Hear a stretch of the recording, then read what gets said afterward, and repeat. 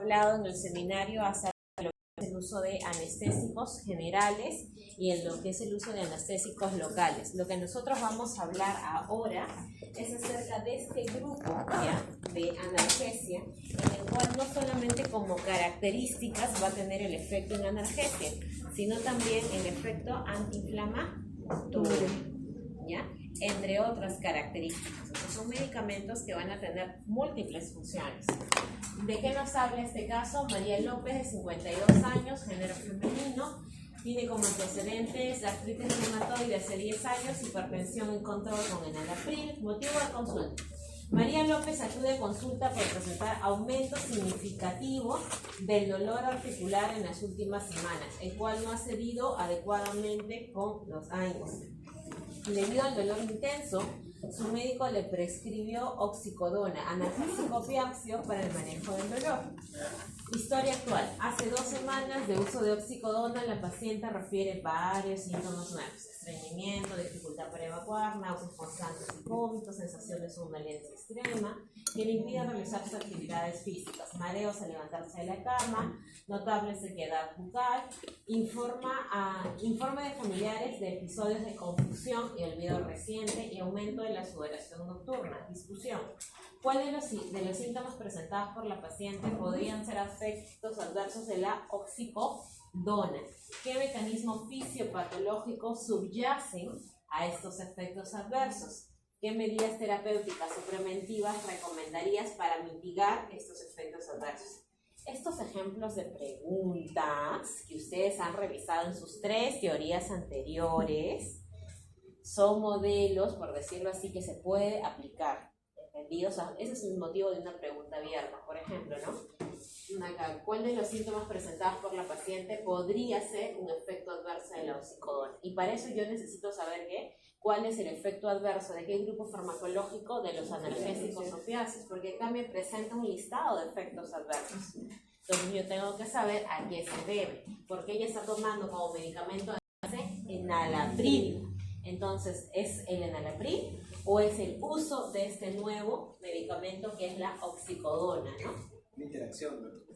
También podríamos verificar o colocar, ¿no? ¿Cuál es el mecanismo, la farmacodinamia de lo que es la oxicodona en lo que es el manejo del dolor?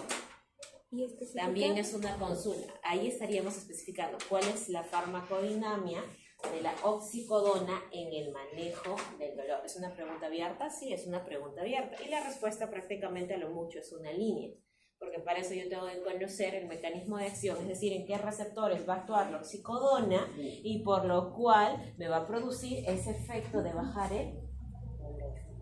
No solamente, si voy a colocar en la respuesta es un analgésico opiáceo que por ello me baja el dolor, no sería, estaría redundando en lo que estaría hablando en relación al título. Entonces, paciente con artritis reumatoide, no nos coloca si esa artritis reumatoide está con un fármaco biológico o si está con metrotexate, solamente nos coloca el antecedente y nos dice que usó una primera escala terapéutica y que esta primera escala terapéutica fueron los años. No usó, porque se pasó, pero... No se usó, sí, pero no generó el tema de respuesta y por eso le indicaron este analgésico opioide. Ahora, los analgésicos opioides son buenos para el tema del dolor, sí son buenos para el tema del dolor. Lamentablemente tienen efectos adversos y uno de sus efectos adversos principales o más frecuentes es el primero que ustedes vieron en la lista: estreñimiento. Y todo analgésico opiáceo te va a producir estreñimiento con la primera toma. No, eso te lo produce con tomas continuas. En el caso de la paciente, para que le haya producido estreñimiento, mareos, náuseas, que es otro efecto de lo que es el tramadol, y más lo digo por el estreñimiento, ha tenido que tomarlo de manera continua. Donde sí te puede producir, ejemplo, lo que son los analgésicos opiáceos endovenosos, mareos de manera, por decirlo así, automática, o náuseas, por eso se va de la mano tramadol más dimedrinato. ¿Por qué vía? Y ahí les di un tip. ¿Por qué vía? Intravenoso. No, así de manera inmediata. Ahí, por eso lean bien cada pregunta, de manera inmediata. O sea, exacto. ¿Por qué? Porque vamos a tener el efecto, por lo mismo que se evita una vía, de manera más acceso directo a lo que es la circulación. Por eso cuando nosotros usamos el tramadol en lo que son las áreas de urgencia, y lo queremos aplicar de manera endovenosa, especialmente para aquellos usuarios que vienen con dolores abdominales hiperintensos por colecistitis, se le pone de la manito con lo que es el dimendrinato, ¿ya? Entonces, justamente para manejar o controlar ese efecto. En cambio, el estreñimiento, estamos hablando de uso como continuo, donde lo vemos, por ejemplo, en nuestros pacientes para manejo de dolor. Los pacientes con manejo de dolor, en este caso, van a tener que usar, sea por catéter, o sea vía oral, o sea otras vías, ellos tienen que ir de la mano con un laxante. Entonces, la finalidad de la sesión el día de hoy es conocer el perfil farmacológico de los analgésicos y su uso, ¿ya? El contenido de la sesión, acá de igual manera vamos a trabajar lo que menciona. Entonces, empezamos, ¿no? Entonces, nosotros para hablar de analgesia, para hablar de lo que es dolor, para hablar de antiinflamatorios, entonces nosotros tenemos que ver en qué tipo de patologías vamos a usar este tipo de fármacos, ¿no? Entonces, para ello, ¿de lo que vamos a hablar de nosotros? Vamos a hablar de lo que es el dolor. Según lo que es la Organización Mundial de la Salud, yo voy a tener una escala de valoración. Acá me lo está calificando en lo que es el dolor leve, el dolor moderado a severo y dolor de severo a grave. ¿Qué es lo que yo necesito aprenderme de esta gráfica? Muy aparte de la clasificación del dolor, necesito aprenderme el tratamiento. En el caso de dolor leve, ¿qué tipo de terapia voy a emplear? Terapia no opioide, los AINES, terapia no opioide o AINES más ayudante. Dolor leve a moderado, en este caso yo voy a emplear el opioide débil, ¿ya? O multidodal, y eso lo habíamos visto en el seminario, habíamos hablado de una clasificación. Exacto, opioides mayores y menores. Entonces este opioide menor corresponde a este opioide débil. ¿Y cuál era la diferencia de estos opioides? Era en relación al umbral, ¿no es así? Que los menores en este caso tenían como una restricción, un tope con el umbral, mientras que los mayores, por más que existiera un umbral, podían de manera indeterminada continuar llegando. Ahí hemos tocado parte de ese seminario y parte lo estamos reforzando ahora en clase. Entonces, ¿tengo que saber la clasificación de opioides? Sí. ¿Ya? Perfecto. Ahí hay un punto del temario. Perfecto. Entonces, el dolor leve a moderado. El opioide leve o multinodal más un no opioide más terapia ayudante. Por ejemplo, vamos a continuar con lo que es el dolor moderado a severo. Aquí voy a emplear los opioides fuertes o mayores, más un no opioide y terapia ayudante. Y finalmente el dolor severo a grave. Acá los tratamientos que usamos más que nada son intervencionales. ¿A qué nos referimos? Procedimientos. ¿Qué se aplica acá? Los famosos catéteres, ¿ya?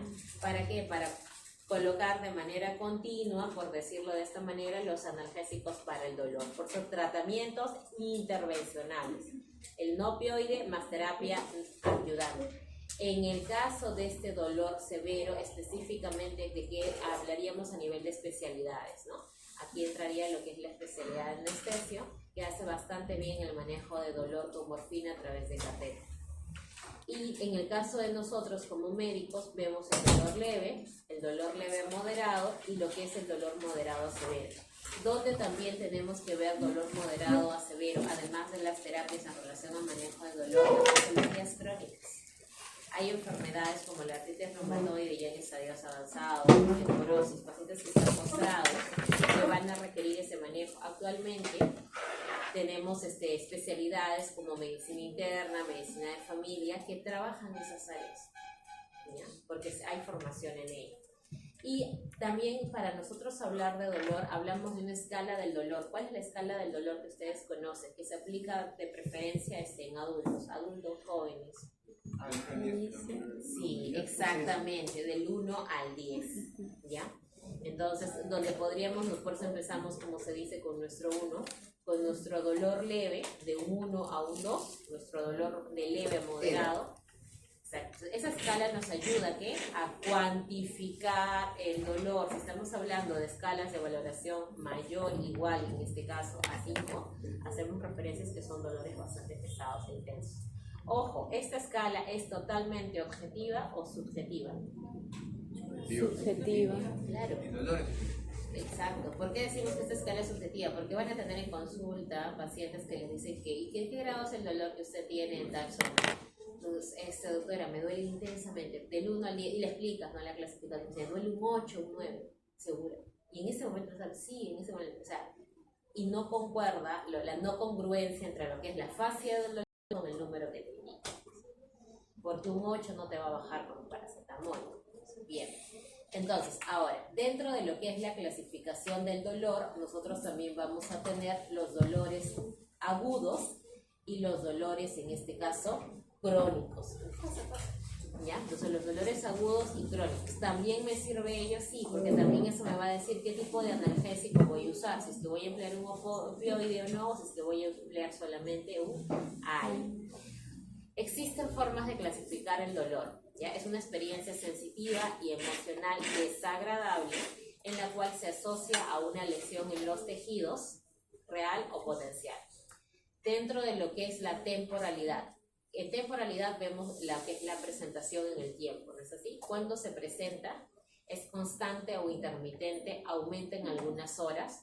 Ello también nos ayuda a saber las características del dolor. ¿Por qué? Porque hay dolores en los cuales nosotros podemos adaptar lo que es las posiciones antálgicas. Cuando ustedes hagan semiología, van a ver ese tema de términos, ¿no? La posición antálgica es una posición en la cual el ser humano trata de adoptar para mitigar o disminuir el dolor. ¿Y eso en qué tipo de cuadros de dolor lo vemos? Severo, agudo. Dolores abdominales. Los dolores abdominales es siempre donde vamos a encontrar estas famosas posiciones antálgicas, donde también, ¿por qué te pregunta si este dolor es constante o intermitente? Porque eso también te ayuda a evaluar en el caso de los problemas digestivos, como lo que son las úlceras, ¿ya? Las úlceras gástricas y las úlceras duodenales. Cuando veamos el capítulo de ello vamos a ver. ¿En qué sentido? ¿El dolor es constante a pesar que has ingerido alimentos?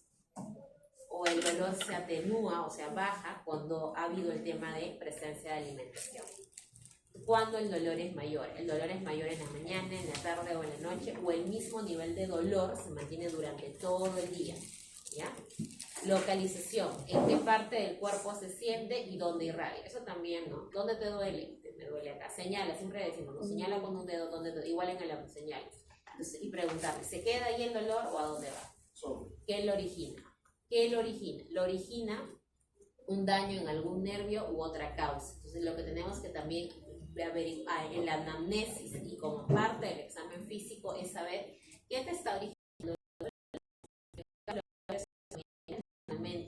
problemas a nivel intestinal, problemas a nivel estomacal, algo que no esté funcionando bien, que te esté generando ello.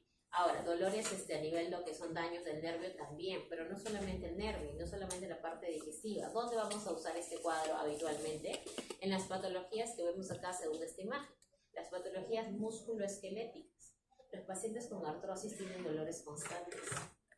Los pacientes con artritis tienen un dolor de tipo intermitente. De igual manera los pacientes que tienen LES. ¿Ya? Eso estamos hablando de relación a patologías crónicas. ¿Ya? Entonces, dentro de lo que es temporalidad, nosotros vamos a hablar de lo que es el agudo y el crónico. Agudo, un límite de tiempo. Crónico es una duración ilimitada, permanente, normalmente mayor a 3 meses, ¿no? De forma continua.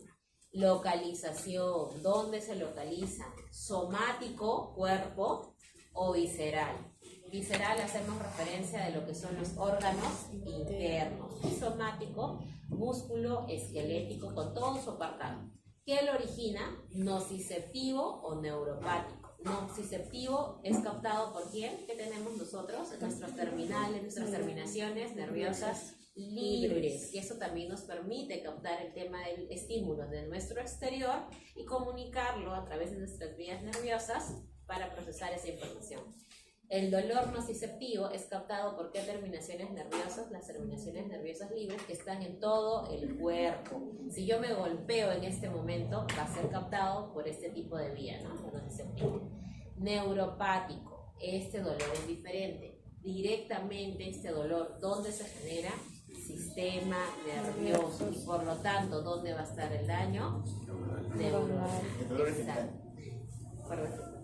Exacto. Esa es la diferencia entre nociceptivo y neuropático. Manejen este concepto porque lo van a ver en todas sus rotaciones de medicina, ¿ya? Ahora, clasificación. Dentro de la clasificación, acá nosotros tenemos a lo que son los AINES, a lo que son los opioides, y también tenemos nosotros a los coayudantes analgésicos, ¿ya? Entonces, dentro de los que son los coayudantes, en este caso analgésicos, que también lo hemos visto, ¿en qué clase? Cuando hemos hecho psicofármacos. Ellos son los coayudantes. Entonces ya entendemos dentro de esta tablita cuando nos hace referencia a de terapia o a ayudante, ¿ya? Entonces sigamos. ¿Videos llamados? Exacto. Entonces, aquí vamos a hablar de coayudantes analgésicos de manera resumida porque ya lo hemos desarrollado. Van a ser fármacos, no tienen acción analgésica propia, por eso son coayudantes, pero se administran con analgésicos, ¿ya? Se administran con analgésicos convencionales para disminuir el dolor. Son fáciles de utilizar, sí, porque mayormente se emplean bajo presentación vía oral. Su inicio es más lento y de igual manera hay que calcular, ¿no? Hay que dosificar lo que es la escala que vamos a utilizar y ayuda a disminuir los efectos adversos. Dentro de los coanalgésicos tenemos coanalgésicos polivalentes y para dolor neuropático, ¿ya? Dentro de los que son los polivalentes tenemos a los antidepresivos, ¿ya? A los agonistas de los receptores alfa, zeta, adrenérgicos, al cannabis, que seguro ya lo han escuchado, a los anestésicos locales y a los compuestos tópicos. Y dentro de los antidepresivos, aquí me está catalogando a los tricíclicos. ¿Y tricíclicos quién era? El amitriptilina. Por eso les decía que la amitriptilina lo usamos también como un tema, no netamente, y ahí lo dice, no netamente como analgésico, sino es un coayudante. Ayuda, como se dice, al AINE, al analgésico que vas a emplear. Favorece. Porque no es que porque yo tome triptilina sola me va a ayudar a bajar el dolor, ¿ok? ¿Qué otro antidepresivo, además de los tricíclicos? Inhibidores de la recaptación de serotonina. ¿Y quién más? Noradrenalina. Ejemplo. Ya, te paso que hacemos repaso. Ejemplo. Duloxetina y venlafaxina. Duloxetina y venlafaxina. ¿Ya? La sertralina es el de abajo, el IRS. El de arriba es IRS más los receptores de noradrenalina. ¿Ya? Entonces, analgésicos polivalentes, antidepresivos con sus 3 categorías, cannabis, anestésicos locales y los compuestos tópicos. Ahora, para dolor neuropático, los anticonvulsivantes. ¿Quiénes estaban dentro de los anticonvulsivantes? Gabapentina, ácido valproico, ¿quién más? Carbamazepina, de igual manera. Muy bien, ahora entendemos por qué en las neuralgias empleamos, muy aparte de ese analgésico, este tipo de medicamentos como gabapentina, o incluso hasta podemos adicionar lo que es amitriptilina, ¿ya? Porque la idea es tratar de coayudar, de mejorar la sensibilidad para disminuir esta sensibilidad al dolor. Entonces, anticonvulsivantes, pero específicamente ¿en qué grupo? En los de dolor neuropático.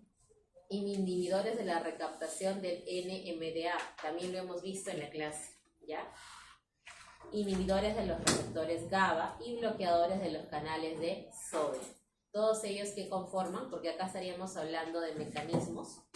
¿A qué grupo farmacológico pertenecen los inhibidores de los receptores GABA, NMDA y bloqueadores? Antiparkinson.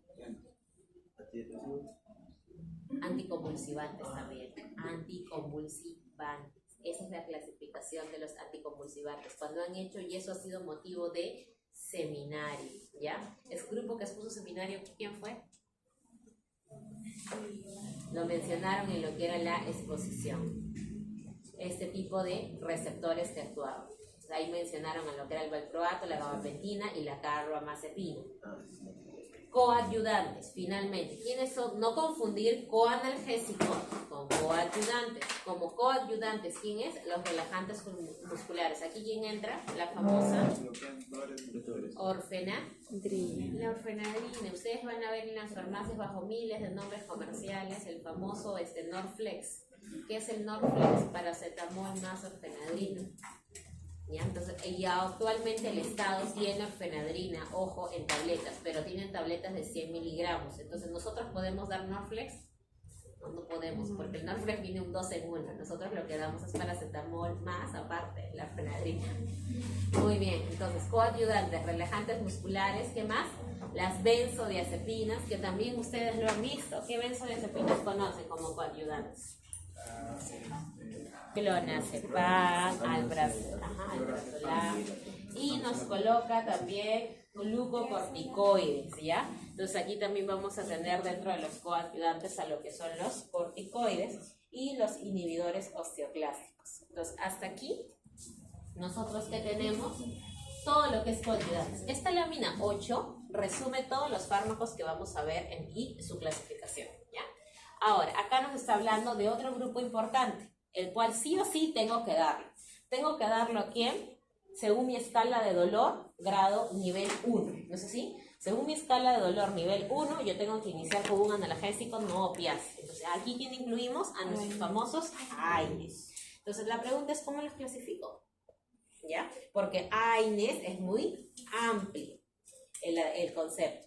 La clasificación es en 3. Inhibidor no selectivo de la COX-1, inhibidor de preferente de la COX-2 e inhibidores selectivos de igual forma, ¿de quién? Del COX-2. Ahora, estos selectivos de la COX-2 y estos preferentes de la COX-2 son fármacos específicamente que uso, justamente trabajan en la COX-2, son de uso específicamente en patologías musculoesqueléticas. Dentro del preferente de la COX-2 tengo el famoso meloxicam. Tengo que saberlo, sí, es de presentación en tabletas de 10 a 15 miligramos y solo se da cada 24 horas. En el caso de lo que es inhibidores selectivos de la COX-2, tengo el famoso Celecoxib, el Eterecoxib, de igual forma, y corresponden igual manera a patologías musculoesqueléticas, y la ventaja de estos es que también es presentación de cada 24. Y finalmente tengo los inhibidores no selectivos de lo que es la COX-1. Dentro de los inhibidores no selectivos, ¿recuerdan cuando vimos lo que es simpático mimético? Acerca de lo que era mimético, no, acerca de los simpático-líticos, acerca de los beta. Cuando hablamos de propanolol y bisoprolol, el no selectivo propanolol y el selectivo bisoprolol, ya, esto es semejante. Todos los que son no selectivos van a ser de la COX-1. ¿Por qué? Porque no solamente van a actuar a nivel musculoesquelético, sino en diferentes receptores que contengan este factor. ¿Ya? Por eso es que son no selectivos COX-1. Y estos en COX-2 son específicamente para este tipo de patologías. Por ejemplo, si yo aquí tengo un problema a nivel articular de manera constante y no tuviese, como se dice, mi COX-2, ¿qué podría usar? Además de paracetamol. ¿Pero cuáles? Ahí yo tengo el ibuprofeno, tengo lo que es el naproxeno, tengo de igual manera el diclofenaco, ¿ya? Pero si yo tuviese en mi farmacia, o sea, en mi establecimiento, lo que son de la COX-2 y confirmo que es una patología musculoesquelética, y podría darle de manera más selectiva estos fármacos. Estos fármacos son usados por reumatología, por traumatología, de manera bastante constante, porque son muy dirigidos. Entonces, dentro de los inhibidores no selectivos COX-1, ¿a quién debo de conocer? Ácido acetil salicílico. ¿Cuál es su nombre comercial? Aspirina. Exacto. ¿Y lo van a ver? Sí. Es un AINI. ¿Cómo lo usamos, la aspirina? Como un antiagregante plaquetario, exactamente. ¿En pacientes con qué tipo de patologías? Sí.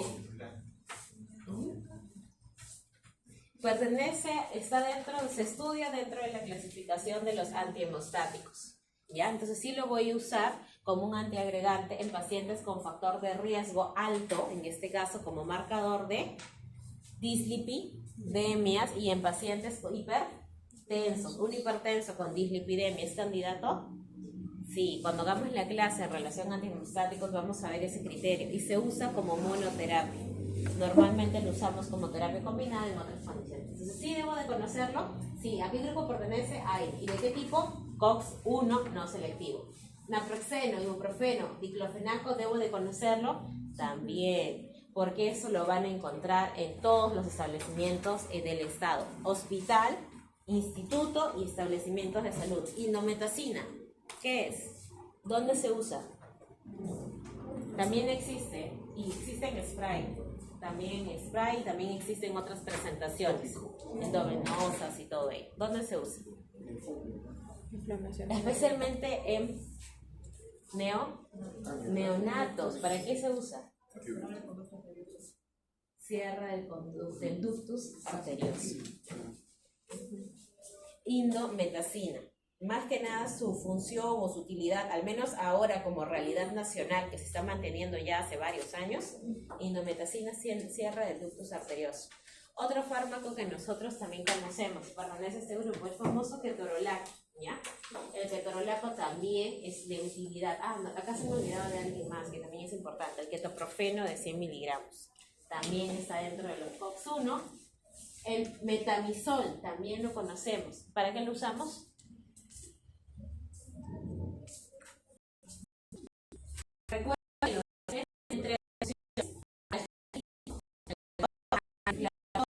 lo dice para la inflamación y antipirético, ¿ya? Entonces el metamizol de estas tres funciones, ¿cuál es la que tiene más? Antipirético. Antipirético. Entonces el metamizol se usa como antipirético. Y finalmente el famoso paracetamol, que es el acetomiphen, ¿ya? Entonces ahí yo tengo los medicamentos que debo de conocer. Si se habrán dado cuenta, ¿qué debo de conocer más? Mis COX-1. Dentro de COX-2, meloxicam, y COX selectivos 2, celecoxib, heterocoxib, ¿ya? Acá está, heterocoxib. Muy bien. Ahora, cerramos nuestros opioides. Sí, es que el primer grupo, el COX-1, lo van a encontrar en toda institución, Fuerzas Armadas. Sí, está ahí. Sé que hay algunas otras, pero son literaturas escasas que no lo catalogan como un tema de aire. Pero es que hay que tener en cuenta que el paracetamol, dentro de esas tres características, antipirética, analgésica y inflamatoria, ¿cuál es su característica más importante? Analgésica. Segunda, antipirética y antiinflamatorio, el último. Así, literal, el último. Yo no lo puedo usar, como se dice, para bajar un proceso inflamatorio, el paracetamol. Por más que le dé 1 gramo cada 6 horas. Así de simple, ¿ya? Entonces, si yo aquí hablo netamente de inflamación, en todo caso, manejo con lo que es ibuprofeno, ketoprofeno, naproxeno, ¿ya? Opioides. Ahora, hablemos de los opioides. Dentro de los opioides yo voy a tener dolor leve, dolor moderado y dolor grave, ¿ya? Voy a tener de los opioides, como se dice, débiles, hasta los opioides más potentes. Cuando yo hablo de lo que es el uso de opioides, el dolor moderado. Dolor moderado, nosotros usamos opioides débiles, ¿ya? ¿Pueden asociarse a otros fármacos de la primera escala? Sí. Y dolor grave, yo hablo de ¿qué? De opioides fuertes. En este caso, nosotros vemos que el dolor leve, ¿qué usamos? Morfina. AINES, dolor leve. AINES, paracetamol y también metamizol. Es por eso que ustedes, si bien es cierto, el metamizol también tiene efecto antipirético, ¿cuál es su segundo efecto? Siguiendo la escala. Y en primer lugar, antipirético. Segundo lugar, analgésico. Tercer lugar, Antiinflamatorio. el tercer lugar es casi como que mínimo, prácticamente como que de adorno, pero no va a ser mucho. Aparte de la fiebre, ¿dónde más lo van a ver que se usa? El metamizol. También lo usan en los cuadros de dolor abdominal, ¿ya? El famoso metamizol más la escopolamina, ¿ya? En urgencia ello sale de manera, como se dice, bastante constante, ¿no? Y con eso logras aliviar. Siempre y cuando ese dolor abdominal sea no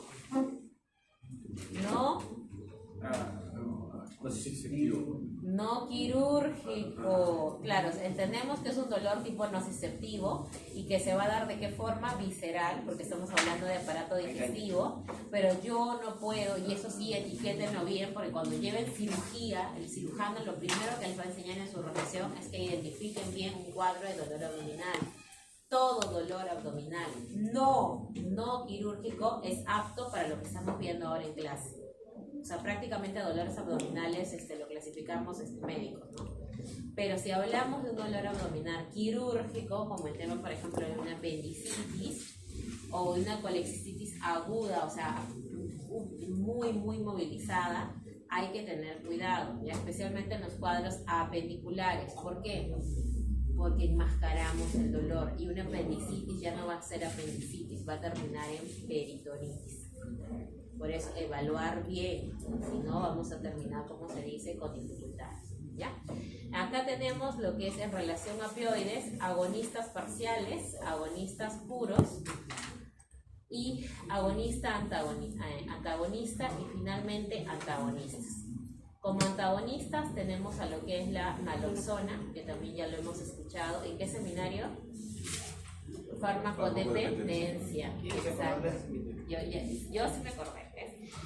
Tengo que estar atenta, sí o sí, porque hay temas de los seminarios que sí los tenemos que volver a reforzar.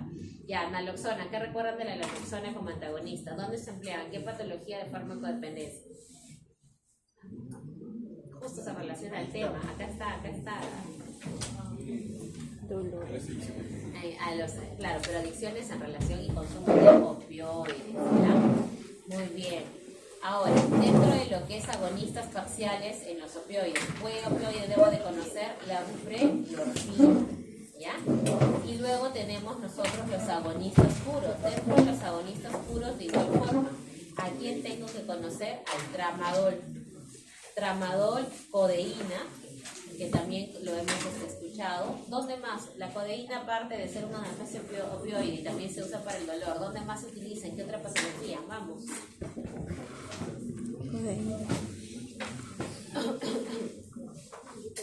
Si no te funciona el dextrometorfano y la tos es muy continua e intensa, especialmente en nuestros pacientes TBCianos, lo usamos en pacientes con tos. ¿Ya? Se usa como parte también de medicamento ayudante para lo que son los esquemas TBC, cuando el dextrometorfano ya no hace absolutamente nada. Entonces la codeína, muy aparte del analgésico opioide, también es un antitusígeno. Cuando ustedes hagan el seminario de antitusígenos, lo van a mencionar. ¿Ya? Tramadol, codeína como agonistas puros, ¿ya? ¿Qué otro medicamento tengo que conocer acá? Metadona, petidina, oxicodona, ¿ya? Morfina, y acá también tenemos morfina, petidina, metadona. La petidina es un buen tipo de analgésico, pero normalmente lo usamos para patologías de dolor bastante graves, bastante intensas y a nivel hospitalario, porque tienen efectos adversos, sí, tienen efectos depresores, por eso es que hay que tener cuidado con ellos. Ahora, de estos fármacos que hemos mencionado, ¿alguno de ellos podríamos catalogarlo como débil? Porque todos son opioides. Es débil. Ajá, la clasificación. Bueno. Menores, codeína, tramadol y dihidrocodeína. ¿Dónde hay? Opioides débiles. Todo lo que está más arriba, ¿no? Claro. Tramadólico. ¿Por qué deben de conocer ello, estudiantes? Porque como les vuelvo a repetir, PADOMI actualmente la contratación de porque no sé si ustedes han leído lo que es la ley en relación al tratamiento de cáncer. Actualmente el Estado ha contratado médicos de familia y médicos cirujanos, también médicos cirujanos, y en las 4 DIRIs para el manejo de pacientes oncológicos. Y dentro de las bases te pide lo que es manejo de dolor. ¿Ya? Y el manejo del dolor actualmente nosotros lo vemos dentro de lo que es la formación universitaria. Esta formación clásica, esta formación básica, porque ya aquellos que llevan el diplomado de medicina paliativa para el dolor, ellos ya lo desglosan mal y con nombre y apellido te ponen esquemas terapéuticos, ¿no? Pero nosotros como formación universitaria, y por eso la justificación de contratar médicos cirujanos, es porque nosotros tenemos que manejar esta escala. Y acá me coloca como escala 2, dolor leve, moderado, opioide débil, ya, más no opioide y más terapia ayudante. Entonces yo ya sé que es un opioide leve, yo sé que mi opioide leve es acá sería mi tramadol, ¿ya? Perfecto. Tramadol más mi no opioide. ¿Qué no opioide podría utilizar? Acá en que ingresan mis aires. Un no opioide que utilizo con el tramadol de la mano, ¿quién es? Mi paracetamol. Y mi terapia ayudante, ya hemos visto quiénes conforman la terapia ayudante, ¿no es así? Hemos visto los fármacos en relación a quién? A los antidepresivos. Coanalgésicos y los coayudantes. Entonces podría emplear mi tramadol, mi paracetamol Y en este caso, si estamos hablando del coadyuvante, podríamos agregarle lo que es un clonazepam, un alprazolam. Entonces, en base a esa, por eso les decía, ¿no? Ese esquema es el esquema básico. Yo puedo mezclar uno, sí. Y a medida que voy aumentando, y acá lo pone, ¿no? El dolor moderado. ¿Qué tipo de opioide usar? Y el dolor fuerte. Por eso es justamente el tema de formación que ustedes manejen, porque sabemos que nuestros pacientes oncológicos, especialmente los que les hacen tratamiento en casa, ¿qué tipo de medicina llevan? Medicina paliativa. Entonces el médico cirujano puede manejarlo, pero para ello, como se dice, necesitamos información. Esta información es de lectura, ¿ya? Uso excesivo de paracetamol causa daño hepático, de igual manera el fentanilo, riesgos mortales como lo que es una droga, el fentanilo también lo habíamos visto acá, dentro de lo que eran los fuertes, uso indiscriminado de opioides, lamentablemente es muy bueno para lo que es el tema de dolor, sin embargo, se está usando de manera desmedida, ¿no? Actualmente ante un dolor mínimo, lo que hacemos es de frente, ¿no? Paracetamol más tramadol, no, pues no. Tengo miedo al dolor. Sí, yo sé. Es pesado, pero hay que saber cómo se dice que es usar, ¿no? En mi caso, yo lo que empleo es paracetamol automáticamente. Al menos no paso de esa escala. Ya creo que le he puesto como placebo automáticamente en el cerebro. Cefalea, tomo 1 gramo y alucinariamente yo a los 5 minutos ya no, sí, a los 5 minutos ya no me duele. Yo sé que me estoy mintiendo, pero mi mente me dice ya no me duele. Wow, qué buena forma. Sí. Todo médico tiene su paracetamol Sí. en su mochila, siempre. Te salva el apuro. Bien, sigamos. Bases fisiopatológicas. Entonces, dentro de las bases fisiopatológicas tenemos que ver lo que es la clasificación en relación al dolor.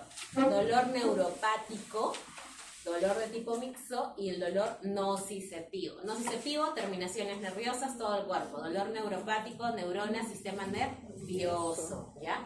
Tanto central como periférico, exacto. Dentro de lo que es el dolor nociceptivo, ya recordemos lo importante, se puede deber a causas crónicas o agudas, pero como se dice, ¿no? Al estar en todo el cuerpo te va a dar una respuesta rápida, ¿no es así? Acerca de que hay un estímulo de dolor para poder retirar o no mantenernos ahí. Ejemplos de dolor nociceptivo. Dolores posoperatorios, totalmente. Es por eso que posoperatorios que empleamos, ketoprofeno, ketorolaco, esos son los AINES que se emplean posoperatorios, ¿ya? Artritis reumatoide, ahí empleamos nuestros famosos naproxeno, ibuprofeno. Actualmente ya no empleamos naproxeno y ibuprofeno, ¿ya? Que empleamos nuestros COX-2, ¿ya? ¿Qué más? Tenemos nuestros dolores propiamente de espalda baja. Otra patología donde vamos a observar ellos son las famosas lumbalgias. La pregunta es, ¿por cuánto tiempo ustedes van a dar tratamiento con AINES en una lumbalgia? Esos pacientes que vienen con dolor en espalda baja, que tienen dolor a la flexión, a la extensión, al examen físico tienen puntos de dolor y limitación en relación a la flexión y extensión de columna. ¿Estaría bien darle naproxeno por 3 días? Por estómago. Lo máximo sería 3 días, creo. ¿Seguro? ¿100%? No. Me buscan un protocolo y me colocan que sí hacer. Depende. ¿De qué depende? Del tipo de lumbalgia. ¿Por qué? Porque la lumbalgia también se clasifica en aguda y crónica. Y entonces, si el dolor propiamente es un dolor actual reciente, yo puedo emplearlo por un rango hasta de 7 días. Pero si es una lumbalgia permanente, ya es, por ejemplo, ¿en quién yo voy a observar una lumbalgia constante, crónica? En aquellos usuarios que trabajan, por ejemplo, de manera operaria. O manera operaria, esquivadores, área de construcción. Exacto. Entonces, ellos no van a venirte por una lumbalgia aguda, claro, porque en ese momento está el dolor, pero ellos cursan con un dolor permanente, constante, y cuando ellos se reagudizan es bastante intenso. Y darle naproxeno por 3 días, es mantenerlos, como se dice, o sea, es como, prácticamente no hemos hecho mucho, ¿no? Entonces, y con ellos el esquema es distinto, podemos usar hasta por 10, hasta por 14 días los AINES, pero ¿qué es lo que va a variar? La dosificación. ¿Por qué? Porque justamente su compañero mencionó un tema de los efectos. ¿Cuáles son los efectos? A nivel de lo que son los AINES, los gástricos, ¿ya? En este caso, las úlceras gástricas. Cuando nosotros veamos también el capítulo de fármaco, vamos a volver a repetir el digestivo AINES. Entonces, ¿dónde usamos? Ya hemos visto dolores de espalda baja, artritis, dolores postoperatorio, problemas de infección, de isquemia, traumas e injurias. Los dolores en este caso neuropáticos, ¿dónde los vamos a emplear? Neuralgias postherpética, ya por eso el uso de las famosas gabapentinas, pregabalinas, neuralgias del trigémino, comprensiones de lo que es la médula espinal, ¿ya? Muy bien, polineuropatías sensoriales. ¿A qué nos referimos las polineuropatías sensoriales? ¿Dónde vemos la gabapentina en diabetes? En las famosas Exacto, en las famosas neuropatías diabéticas, ¿no? Que son complicaciones microvasculares, ¿ya? Ahora, dolor de tipo mixto. Aquel dolor de tipo mixto nos habla de referencia que es una causa combinada, ¿ya? Entonces, como la etiología es combinada, ¿qué patologías combinadas tenemos como dolor tipo mixto? Aquí ingresan nuestras famosas migrañas. Por eso, lo que son las migrañas, nosotros usamos también, ¿qué? Amitriptilina, usamos paracetamol, y si no usamos paracetamol, podemos usar también otros fármacos como ibuprofeno, naproxeno, y también podemos usar fármacos de tipo dolor neuropático, ¿ya? Ahora, clasificación del dolor adaptativo. Brinda una protección y permite que el organismo superviva a este suceso. Nociceptivo. Se manifiesta en relación al sistema sensorial cuando su funcionamiento se da de manera correcta, ¿no? Ejemplos de dolor nociceptivo: los calambres, los dolores estomacales, los dolores musculares. Dolores inflamatorios. Hay un incremento de la sensibilidad. ¿Por qué? Porque hay una inflamación del tejido, hay un daño en este caso, ¿no? A nivel de lo que es el órgano diana en el que se está afectando. Hablamos acá de quemaduras, artritis, lesiones en la piel. Entonces aquí tengo que usar un fármaco que además de cubrirme de analgésico también tenga efecto antiinflamatorio. Ejemplo de ello, además de lesión en la piel. Dentro de lesiones en la piel hay una patología curiosa. Steven Johnson. No, la famosa celulitis. La celulitis se genera dolor, pero también está inflamado, está rojo. ¿Cuáles son las características de la inflamación? Ya ustedes lo saben, han hecho fisiopato. Ya, ¿cuáles son? Mejor curso. Me gustó tanto que lo llevé 2 veces. ¿Cuáles son? Rubor, Ya. dolor, edema, Ujú. pérdida de función. Ujú. ¿Cuál sería el último? Rubor, calor, edematización, pérdida de función. ¿Cuál es? ¿Cuál es el uno? Sí, ahí. Rojo. Inicio súbito. Ya, ahora, el calor local, el enrojecimiento, la limitación funcional, el dolor, ¿qué patología es? La famosa celulitis. A una celulitis genera dolor, sí, pero ¿y ese dolor por qué es? Ahí lo dice la lámina, por una causa inflamatoria, porque ese tejido celular subcutáneo está inflamado. Entonces, si yo no calmo la inflamación, ¿qué va a pasar? Va a continuar con dolor. Entonces, si yo le voy a dar una celulitis, además del antibiótico paracetamol, porque a veces se ha visto recetas así, ¿va a mejorar? ¿Va a mejorar ese paciente que tiene celulitis si le das paracetamol más el antibiótico? ¿Va a ayudarlo con la celulitis? Vamos, no tengan miedo. No, no lo va a ayudar. Si a una celulitis ustedes le dan el antibiótico más lo que es el paracetamol, va a ayudar a medias con lo que es el tema del dolor. ¿Pero va a seguir rojo? Sí. ¿Va a seguir caliente? Sí. ¿Va a seguir edematizado con limitación funcional? Sí. Porque ello está producido, ¿por qué? Por un problema inflamatorio. Y esa inflamación, ese acúmulo, esa destrucción de tejido es lo que te está generando el dolor. Entonces, yo no le puedo dar en este caso un AINE solamente analgésico. Tengo que darle un AINE que tenga mayor, primer lugar, ¿cuál va a ser? Antiinflamatorio, porque yo al bajarle la inflamación, ¿qué voy a bajar? El dolor, y de igual manera, más el antibiótico, yo voy a resolver.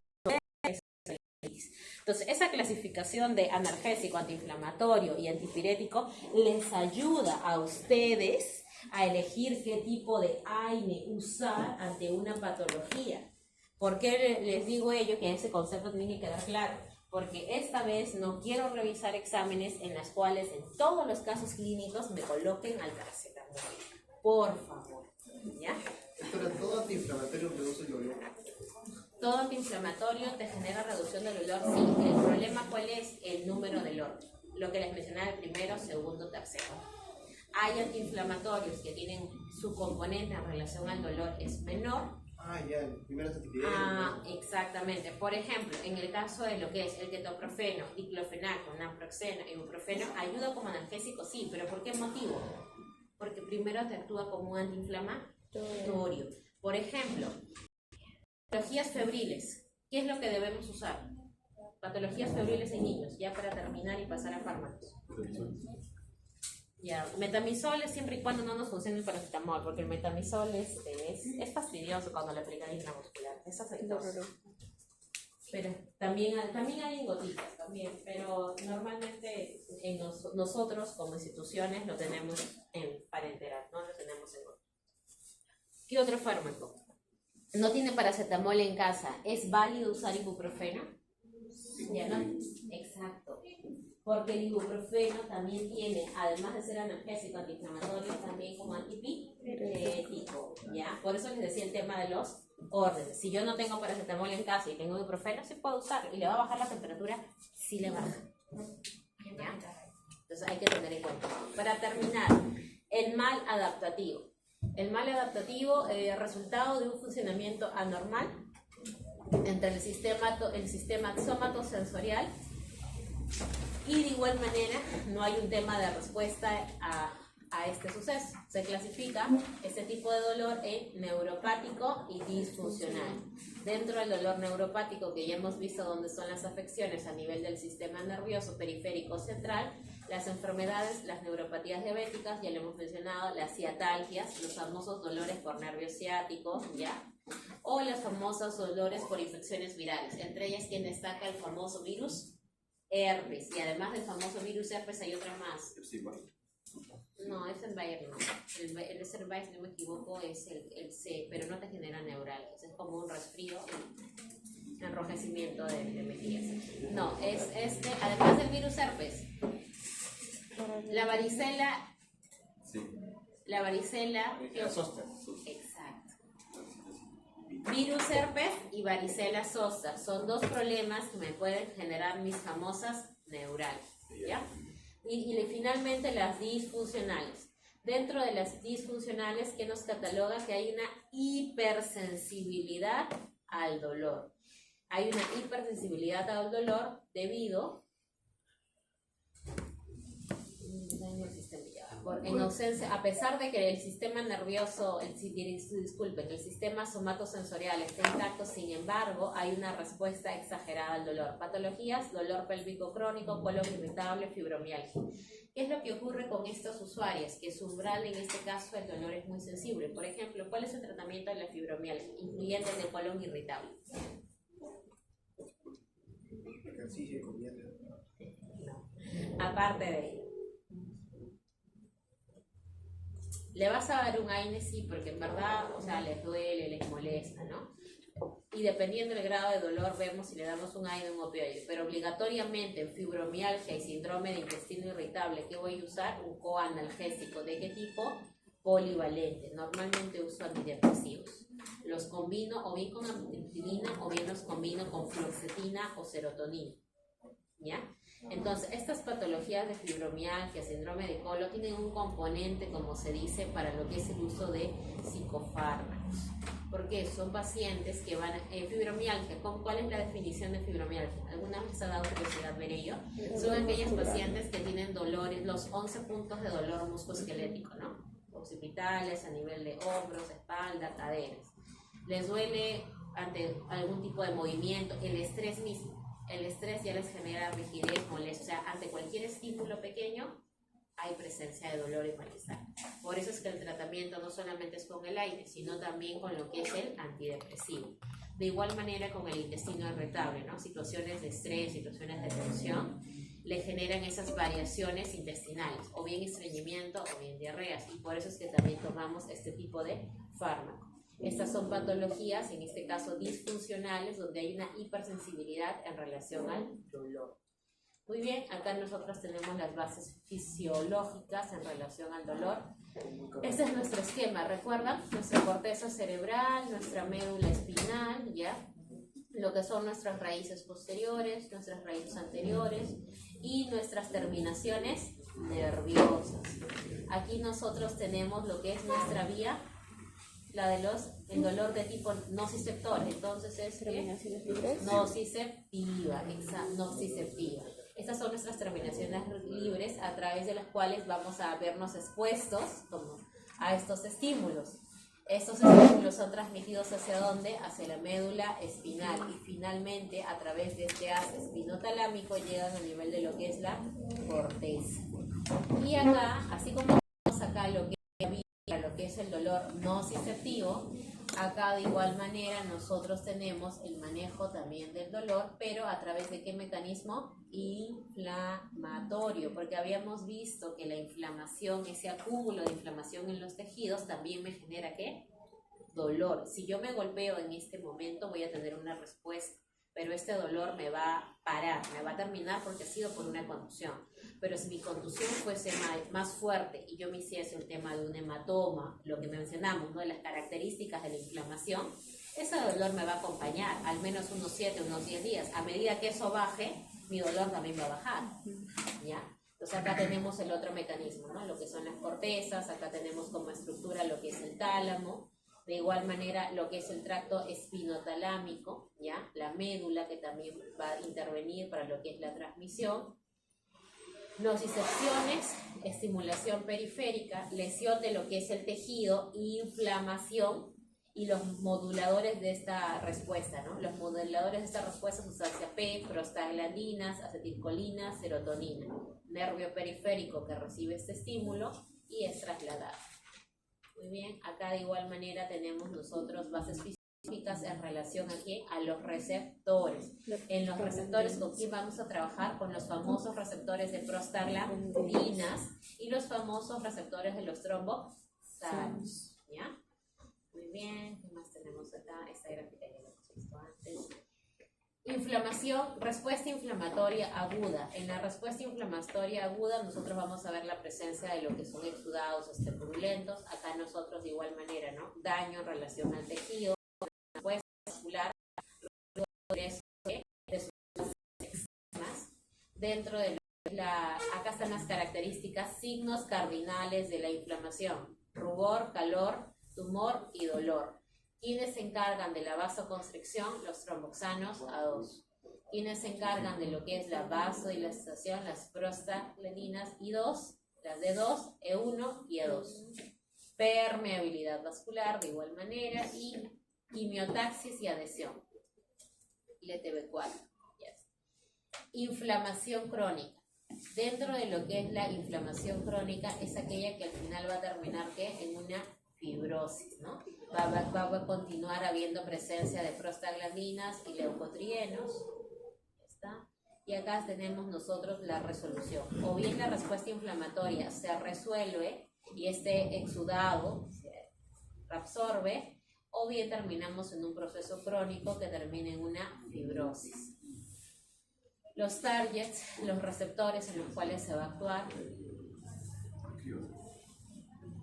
La morfina actúa principalmente en los receptores mu, pero también tiene efectos en otros receptores. Delta K, naloxona y naltrexona son antagonistas de estos receptores. ¿Y esto por qué son antagonistas la naloxona y naltrexona, que lo vimos en el seminario de farmacodependencia? Para revertir los efectos de sobredosis de opioides, ¿ya? No lo olviden, puede venir del seminario el manejo en relación a sobredosis de opioides, sí puede venir porque lo estamos repitiendo acá en clase. Sigamos con los targets. Ahí, este de aquí. Dentro de lo que son los AINES, ellos se encargan de inhibir ¿qué enzimas? Las enzimas de la famosa ciclooxigenasa. Y esta ciclooxigenasa, ¿cuál era mi punto de partida? El ácido araquinoide. Bien, ¿y este ácido araquidónico en qué se relacionaba con los fosfolípidos? La membrana. Vamos. Es derivado de esteroides, creo. Es parte, como se dice, de esta bicapa, ¿no? Los fosfolípidos, ¿por qué son importantes? Porque nuestras membranas celulares tenían una bicapa lipídica, ¿ya? Muy bien, entonces, los antiinflamatorios nosotros teníamos que actuaban a nivel de bloquear e inhibir el ciclo de la oxigenasa. Pero el ciclo de la oxigenasa se clasificaba en COX-1 y COX-2, que fue nuestra primera clasificación que nosotros vimos. Entonces, estas enzimas que van a ser responsables de la conversión del ácido araquidónico en prostaglandinas, ¿ya? Y por lo tanto, al mediar esta conversión del ácido araquidónico en prostaglandinas por estas enzimas, nosotros vamos a tener ¿qué características clínicas? La inflamación, el dolor y la fiebre. ¿Todo antipirético es útil? ¿En qué tipo de casos? Ahí está la respuesta. Hemos visto que las ciclooxigenasas son enzimas. Son enzimas que se van a encargar de la conversión del ácido araquidónico que ustedes ven acá en prostaglandinas. Y estos van a ser responsables de la inflamación, dolor y fiebre. Los antipiréticos solamente son útiles. ¿Dónde se encuentra el centro regulador de temperatura? En el sistema nervioso. Les he enseñado. Hipotálamo. Hipotálamo, exacto. Centro de regulación de temperatura, hipotálamo.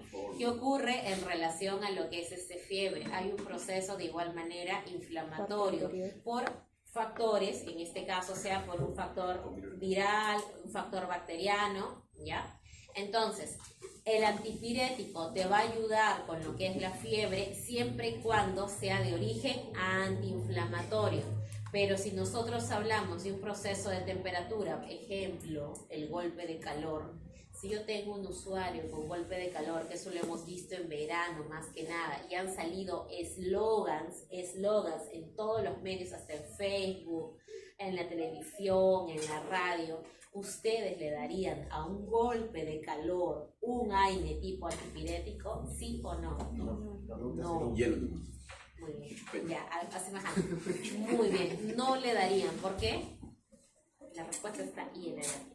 Porque no es sistematizada.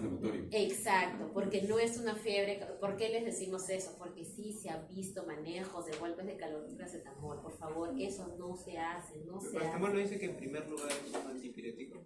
Pero por golpe de calor no. ¿Y cuál sería un antipirético exclusivo? Antipirético exclusivo, lo que es el metamizol. Pero también es antiinflamatorio. Sí, pero en el caso del metamizol nosotros lo usamos como antipirético, como tercer lugar antiinflamatorio y segundo lugar para lo que es el analgésico. Dentro de antipiréticos vas a tener como primer uso paracetamol, segundo uso metamizol y tercer uso ibuprofeno o naproxeno, el que tengas. Entonces, regresando al golpe de calor, el golpe de calor, por más paracetamol que le des o metamizol que le pongas, no va a ayudar. Lo que tienes que hacer es justamente exponerlo a ambientes, en este caso donde hay corrientes de aire, hidratarlo, ¿ya? Y eso va a ayudar a que se recupere. Solamente los antipiréticos funcionan si esa temperatura es causada por un proceso inflamatorio. Ténganlo en cuenta, ¿ya? Ahora, hablemos de lo que es el COX-1 y del COX-2. El COX-1 es una enzima que se encarga de funciones fisiológicas, entre ellas la protección de la mucosa gástrica y la homeostasis renal. Mientras que el COX-2 es una enzima que se expresa principalmente en qué sitios de inflamación y es responsable de qué tipo de síntesis, prostaglandinas proinflamatorias. Ahora entendemos por qué el tema de la selectividad. Los COX-2 son más selectivos. ¿Por qué? Porque actúan netamente ¿en qué? En la inflamación y en la síntesis de prostaglandinas proinflamatorias. Ahí yo tengo el mecanismo de acción de ¿quién? Del meloxicam, del celecoxib y el heterocoxib. Por eso el uso de preferencia en qué patologías musculoesqueléticas. Si yo tengo una tendinitis, si yo tengo una lumbalgia, si yo tengo una sinovitis, por eso lo usamos, porque son de sitios específicos. Ahora, ¿qué ocurre con los COX-1? funciones fisiológicas regula varias, entre ellas protección gástrica y de igual manera renal. Por lo tanto, ¿qué efectos adversos están relacionados con el uso de la COX-1? Úlceras y en este caso nefrotoxicidad. Entonces, si yo inhibo en este caso ese tipo de COX-1, bloqueo esta COX-1, voy a tener este tipo de problemas. Entonces, si yo uso aspirina, si yo uso ibuprofeno, ketoprofeno, naproxeno, ¿ya? De manera no controlada, ¿qué tipo de efectos voy a tener? Lo que vemos en pantalla, ¿no? Úlceras gástricas y nefrotoxicidad. Muy bien. Entonces ahí, esa es la lámina 16, hemos entendido ello.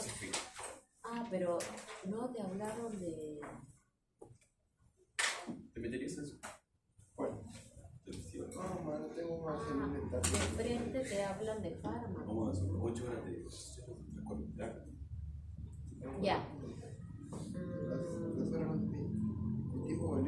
Hay un tema que hay un ítem que yo considero importante que falta. Sí estaba en las clases anteriores, sí estaban en las clases del ciclo anterior y considero que es importante mencionar. ¿Por qué? Porque según esta lámina los COX-2 son perfectos, ¿o me equivoco?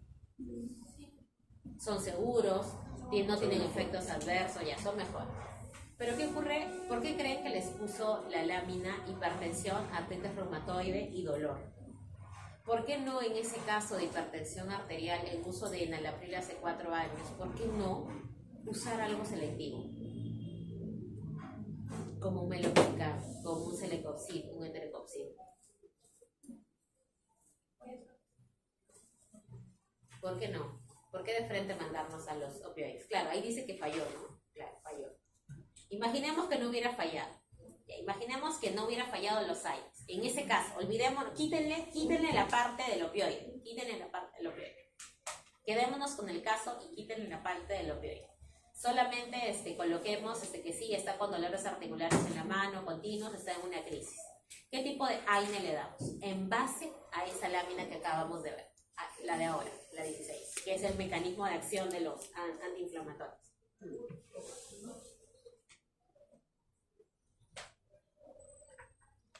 Porque es un sitio específico, puede ser el COX-2, el sitio de la inflamación. El COX-1, porque el COX-2 produce vasodilatación.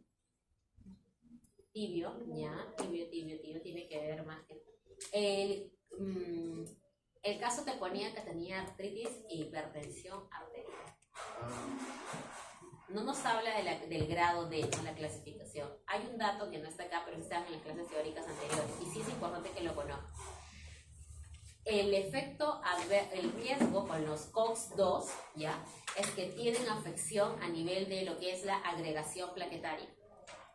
Por lo tanto, en pacientes con riesgo cardiovascular alto, no debe de usarse, debe limitarse el uso de COX-2, ¿ya? Especialmente el celecoxib.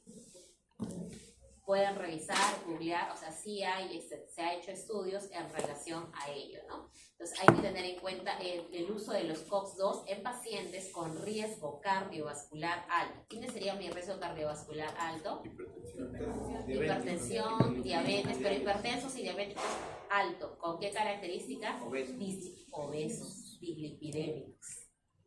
No es lo mismo que yo sea hipertensa a que de repente tenga hipertensión y tenga un IMC de 40, ¿no? O que tenga un LDL en 200. Claro. Pero van a ver a pacientes así. ¿Existe? IMC de 40. ¿Y siguen caminando? Sí. Wow.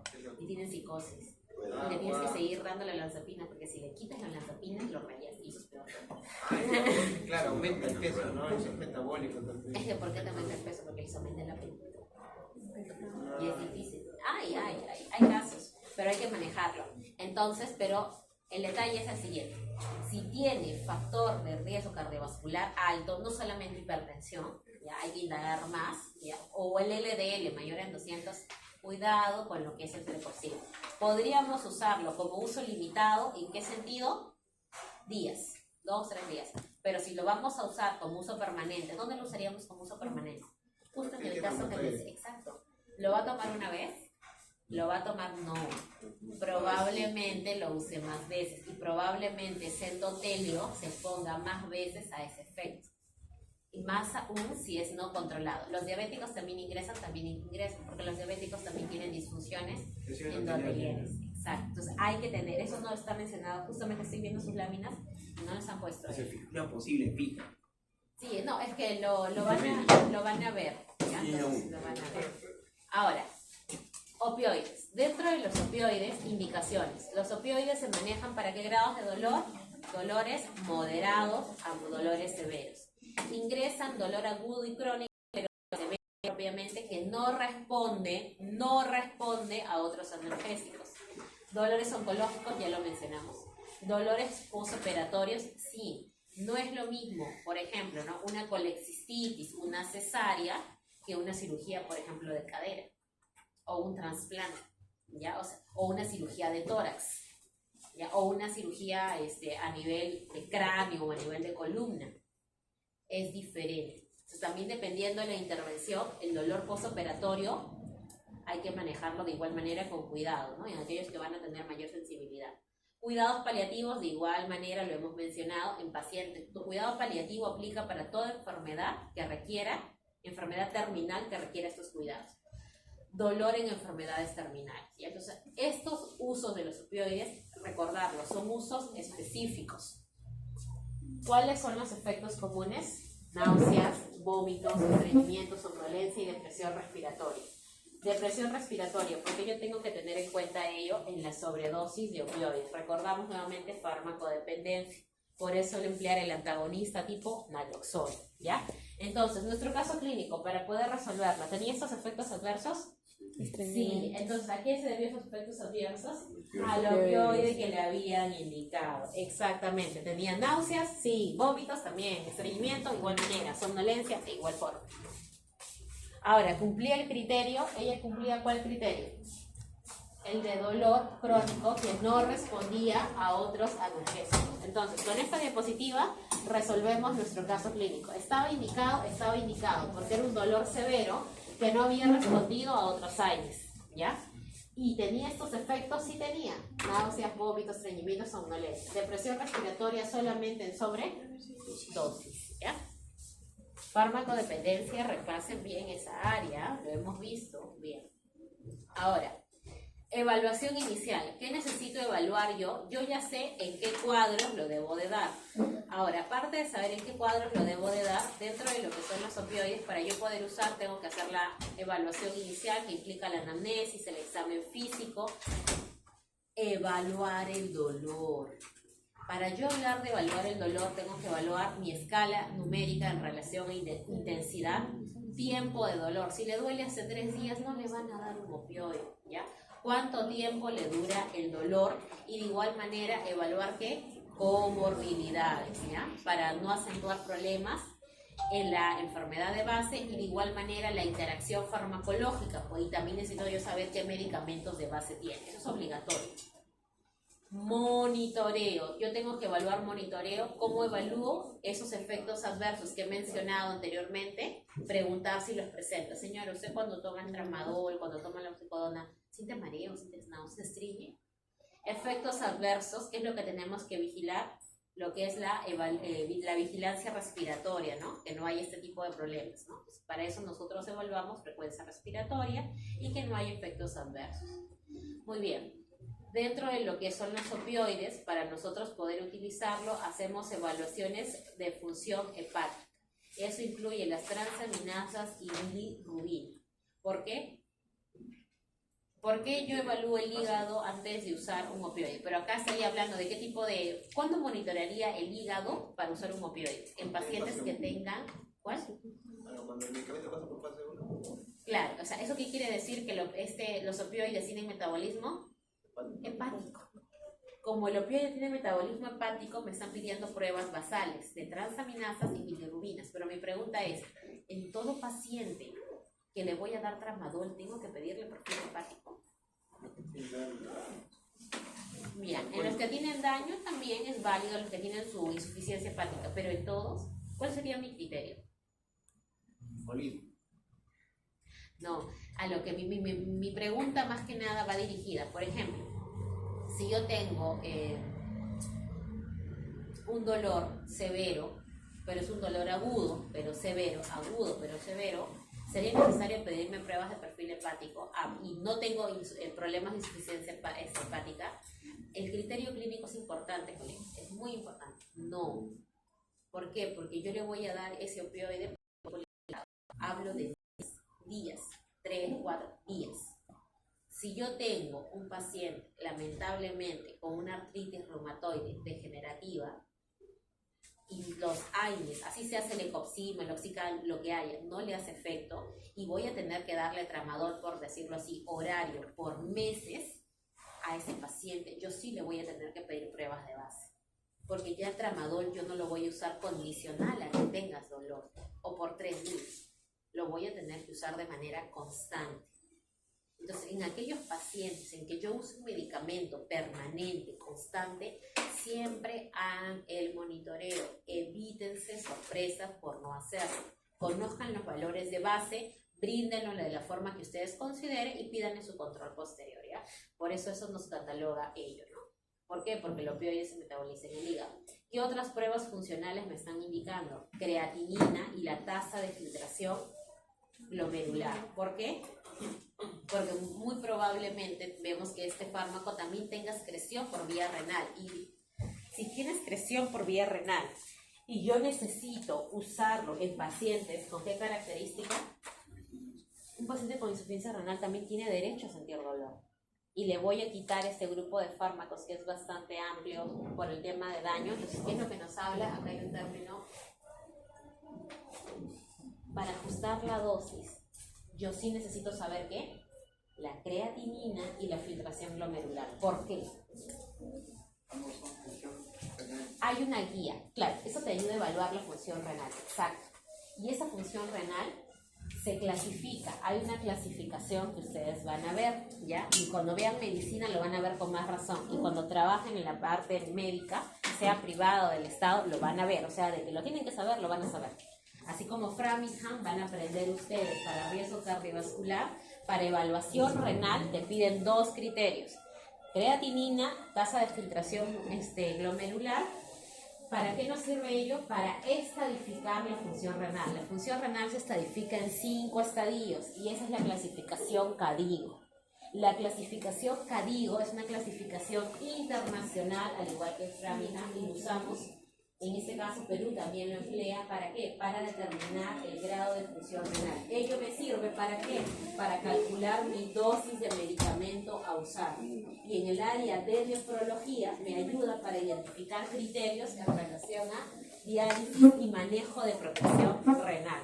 Por eso es que dentro de opioides te está hablando de 2 evaluaciones a hacer. Uno a nivel hepático, ya por tener metabolismo hepático, y otro a nivel renal, para lo que es el ajuste de dosis en pacientes específicamente que tienen insuficiencia renal.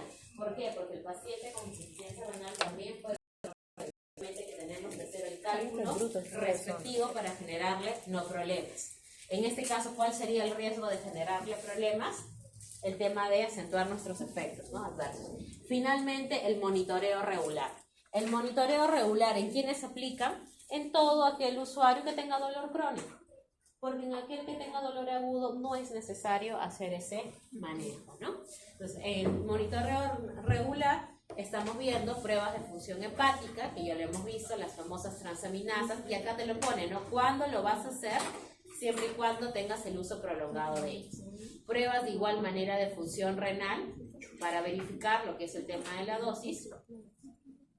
Y pruebas toxicológicas en el caso de evitar lo que es el abuso, ¿no? El abuso de opioides. De igual manera, el perfil metabólico, que es importante, ¿no? Electrolitos, glucosa, proteínas. Ahora, eso es en relación a opioides. Ahora hablemos de los AINES. Los AINES están indicados de qué grado: dolor leve a moderado, ¿ya? Estos dolores son de carácter, primero que nada, de tipo inflamatorio, los dolores dentales, las cefaleas. Dentro de lo que es la fiebre también está para el uso de AINES. Se usa como antipirético para la reducción de la fiebre, pero de tipo inflamatorio, para el manejo de inflamación en patologías crónicas como cuáles, artritis reumatoides, osteoartritis, y también se emplean para las dismenorreas, ¿no? Que son los famosos dolores menstruales. ¿Cuál es el AINE de elección ahí? ¿Qué es el PONSA? Es ibuprofeno, sí, es un AINE. Es ibuprofeno, ya. Nosotros no tenemos, hay nombres comerciales que es bueno conocerlos. ¿Por qué? Porque son nombres genéricos que nosotros tenemos, como se dice en el primer nivel de atención. Si les viene un adolescente, una joven o una dismenorrea propiamente, y siempre verifiquen fecha de última regla, por favor, porque las gestaciones a veces nos generan cefalea. Antes de dar un AINE, siempre preguntar ellos. Y si no tiene ese criterio y no está gestando, ibuprofeno. Se acabó. Ahora, ¿cuáles son las reacciones adversas de los AINES? A nivel digestivo, las famosas gastritis, las úlceras pépticas, las hemorragias gastrointestinales, ¿ya? Que también se da por el tema de lo que son los AINES, las perforaciones intestinales, dispepsias, náuseas, vómitos. Y aquí está lo que yo les mencionaba: cardiovasculares, hipertensión arterial, insuficiencia cardíaca, infarto de miocardio, accidentes cerebrovasculares, edema. ¿Con qué tipo de grupo lo vemos? ¿COX-1 o COX-2? COX-2. Pero ¿en qué tipo de pacientes? Alto riesgo cardiovascular, no es en todos, ¿ya? Factores renales, ¿qué tipo de problema te producía? Insuficiencia renal aguda, nefritis intersticial y hipercalcemia. El renal intestinal, ¿a cuál correspondía? COX-1. ¿Ya? COX-1. Recuerden, ustedes específicos. Hematológicas, trombocitopenia, agranulocitosis, anemia plástica, hepáticas, por el mismo hecho del metabolismo. ¿Cuál te generaría? La elevación de las famosas transaminasas, hepatitis, reacciones cutáneas, ¿ya?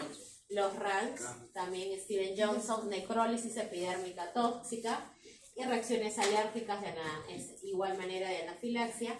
Asma inducida por AINES. ¿Qué saben de ello? ¿Quién ha escuchado de ello? ¿O quién ha escuchado la famosa frase que si tiene asma, no le des ibuprofeno? ¿Qué tiene que ver ello con lo que dice ahí, asma inducido por AINES? Creo que le dan prednisona. Creo que lo más usual es que usan prednisona en los ataques de Las prostaglandinas. Exacto. ¿Por qué sí le puedo dar a un asmático naproxeno y no ibuprofeno? ¿Por qué en un paciente no me responde? Por ejemplo, ustedes me dijeron que no puedo darle un COX-2 a un paciente con alto riesgo cardiovascular. ¿Y entonces qué hago? ¿Qué le doy? ¿Que le siga doliendo la rodilla, que le siga doliendo la espalda? COX-1. Ya, pero ¿cuál de los COX-1? Porque es amplio. ¿Qué le doy? ¿Un ibuprofeno o un naproxeno? No. Naproxeno, tanto en factores de riesgo cardiovascular como en pacientes con asma. ¿Por qué sí naproxeno y por qué no ibuprofeno?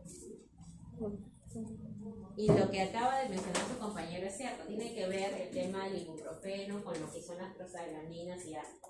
Pero ¿por qué sí el naproxeno, que también es un antiinflamatorio, y no el ibuprofeno? Y eso tiene que ver con lo mismo que les mencioné al hablar cuando iniciamos la clase: bisoprolol y propanolol, con la selectividad en relación a lo que es el efecto, ¿ya? En relación a lo que son sus receptores.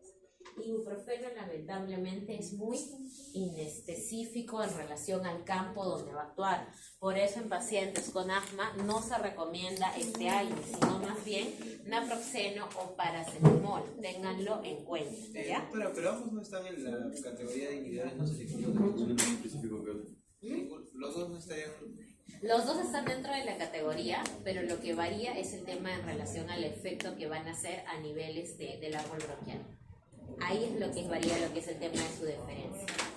Ahora, dentro de lo que es para terminar las reacciones adversas, nos habla de cefaleas, mareos, somnolencias, raro, pero puede darse, y tinnitus, visión borrosa. Acá ustedes tienen todas las reacciones adversas de los AINE y lo van a encontrar también en las propias propedéuticas de cada uno de ellos. De ello, lo que ustedes tienen que conocer es la gastrointestinal, la cardiovascular, que sí es frecuente, la renal, la hepática. En hematológicas, ¿cuál es? ¿Qué AINE lo representa? Hay un AINE. Igualito lo siguen usando. Especialmente la agranulocitosis. Metamizol. Hay RAMs que sí son propios de cada uno. Un RAM que es propio, la granulocitosis es el metamizol, pero es un evento raro, ¿ya? Porque si no todos los pequeñitos que le ponemos se terminarían en eso. La hepática, sí, por su mismo metabolismo, las reacciones alérgicas por el tema de anafilaxia, ¿ya? Eso sí deben de conocer. Igual, ¿no? Criterio clínico. Yo tengo que evaluar la historia clínica, la anamnesis, en este caso, el examen físico. ¿Qué tengo que evaluar? ¿Qué dice ahí lo que les decía?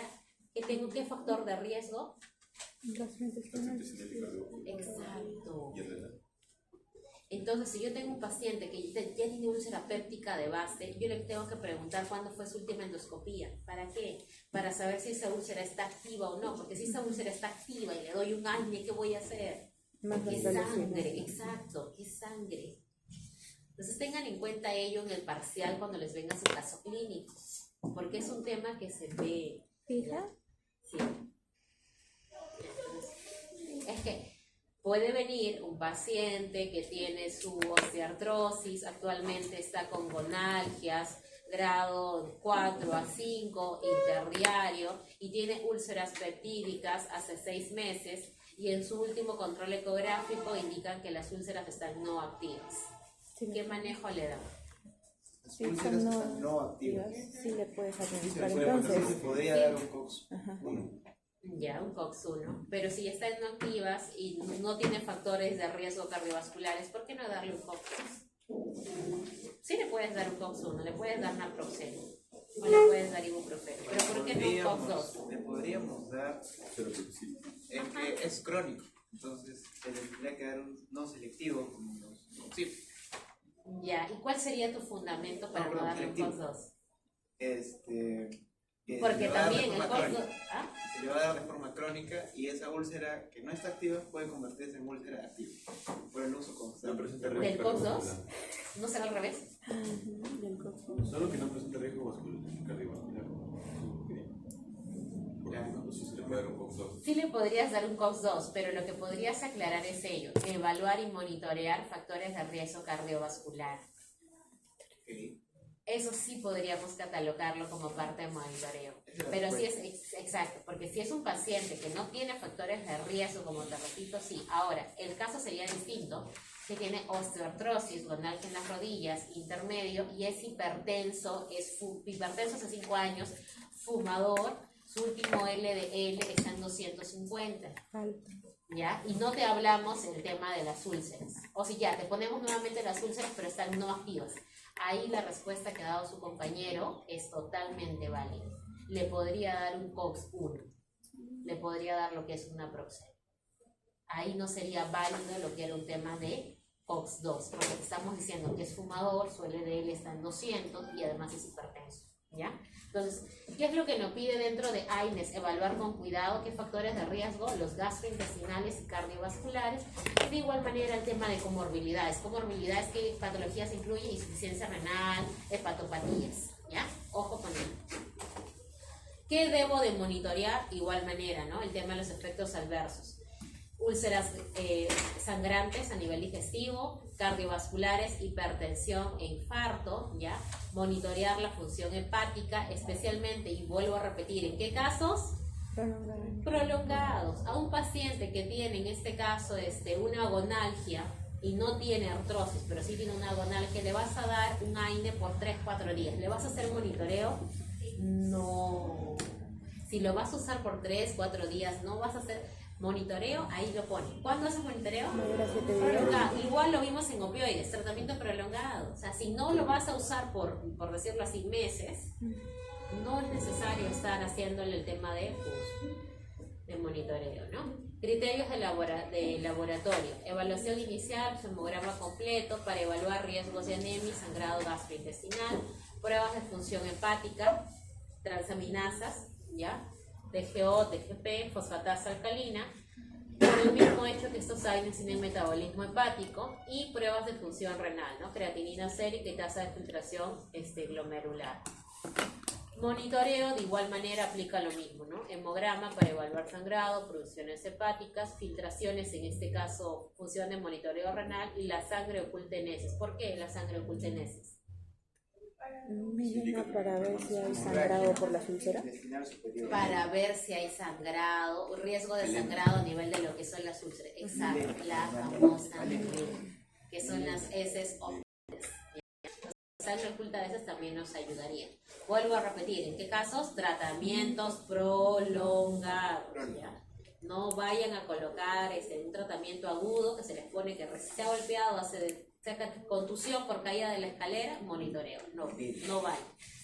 Muy bien. Líneas de tratamiento. ¿Ya? Igual, esta es una diapo resumen. Lámina 23. Escala analgésica según la OMS. Acá está mucho más, por decirlo así, explicado que la primera lámina que les dije.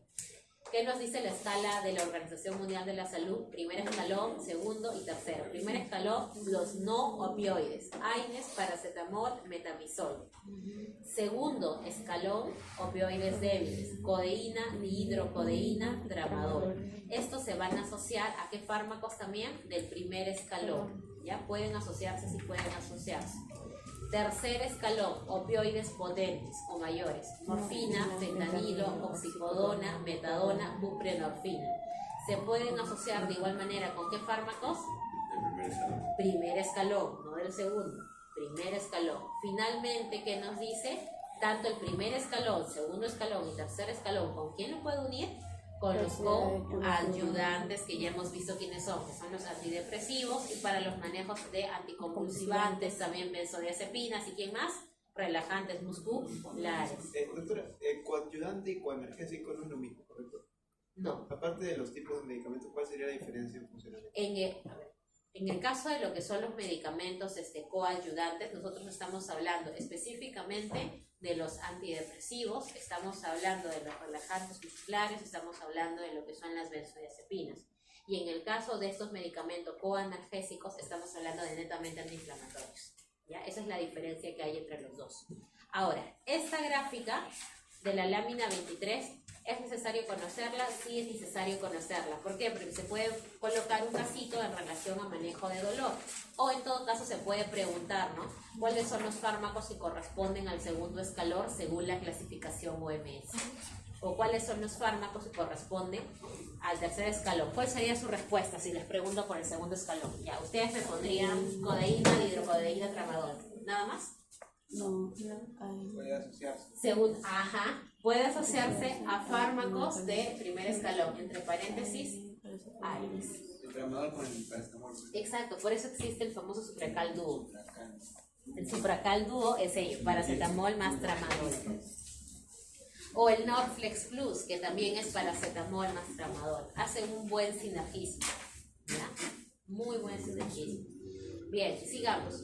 Para el manejo del dolor es esencial que cuantificar mi grado de dolor. Yo no puedo hablar de dolor si es que no sé qué grado de dolor tiene. Y para eso empleo dos escalas. Ahí tenemos dos escalas. Uno que es la escala numérica del 1 al 10 y la otra que es la escala pediátrica. ¿El niñito te va a entender los números?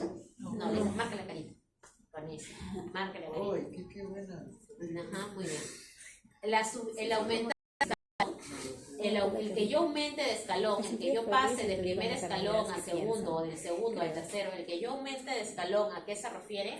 Que fallé. Se falló con el primer escalón. ¿Ya? Entonces, y eso no es tanto verlo como nosotros un fallo, sino también verlo como un tema de la enfermedad, ¿no? Y también el avance y la susceptibilidad del paciente. Y usar el fármaco con... Y tercero, si hay fallo en el escalón de intercambio,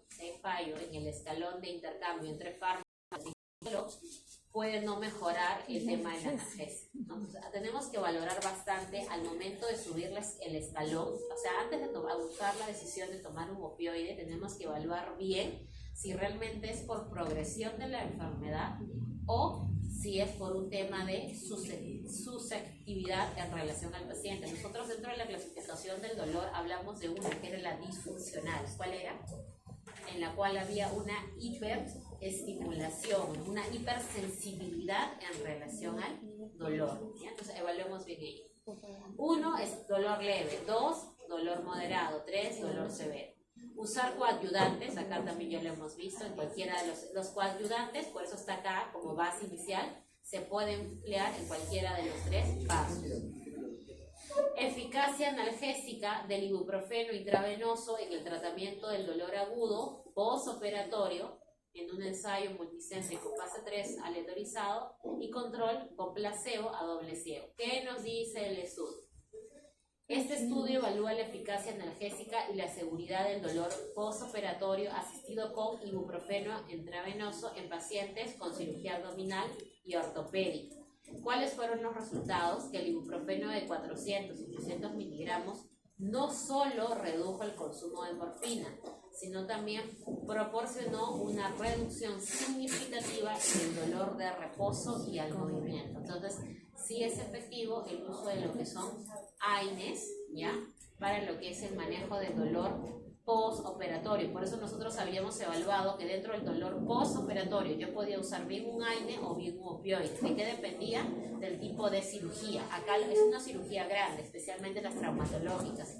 Pero a pesar que es traumatológica, están haciendo un estudio para compararlo entre el uso de AINE y un opioide. Entonces encontraron que sí te ayuda con el manejo del dolor porque incluso te disminuye el uso de ¿quién? Del opioide, ¿ya? Y eso es bueno. Ahora sí, entramos netamente a lo que es el perfil en relación a lo que es el uso de fármacos. ¿Cuáles tienen que conocer? ¿Ya? Primero, sí. Como buen médico peruano. No, sí, pero no lo pongan en todas las clases. De verdad. O sea, es que no, pues no. O sea, dolor abdominal no es para hacer daño. ¿Qué sería? Metamisol. Metamisol, pero ¿en qué presentación? Endovenosa. Y metamisol solo, no. Para el dolor abdominal que usamos. Y lo hemos visto, pertenece a los parasimpáticos. Escopolamina. Pertenece al grupo de los fármacos del sistema nervioso autónomo, parasimpático, mimético o lítico. Escopolamina, mimético. ¿Ya? Entonces, eso sí lo usamos para los dolores abdominales, ¿no? Siempre y cuando sean no quirúrgicos. Por eso le digo, estudiantes, lean y cuando lean su examen el día jueves, revisen bien las preguntas y en base a criterio. Por favor, me ponen paracetamol para un dolor abdominal o me ponen paracetamol para 0.25. no, ni 0. No, ni 0, no, esta vez no. Si lo justifico con cita de Vancouver, que digo, pero un estudio demuestra mayor eficacia. Paracetamol, hablando del paracetamol, ¿qué presentaciones de paracetamol tenemos actualmente en Perú? Tableta de 1 gramo. Además de tabletas. Jarabes. ¿Qué más? Oral. ¿Cuál es la otra presentación nueva? Aunque ya no es nueva porque está desde el año pasado. Cremitas. Ha ingresado ya desde el año pasado. Ya está ahí, lo compraron. ¿Y en dónde creen que se usan en endovenosa? En pacientes a nivel hospitalario. Ajá, se pasa de manera endovenosa. El año pasado, justamente, ¿no? Nos informaron las empresas farmacéuticas. Ahora ya hay otra La presentación. visitadora médica. Sí, hay otra presentación de paracetamol. ¿Ya? Entonces, no solamente es las tabletas, la solución oral, sino también lo tenemos en presentaciones intravenosas, ¿no?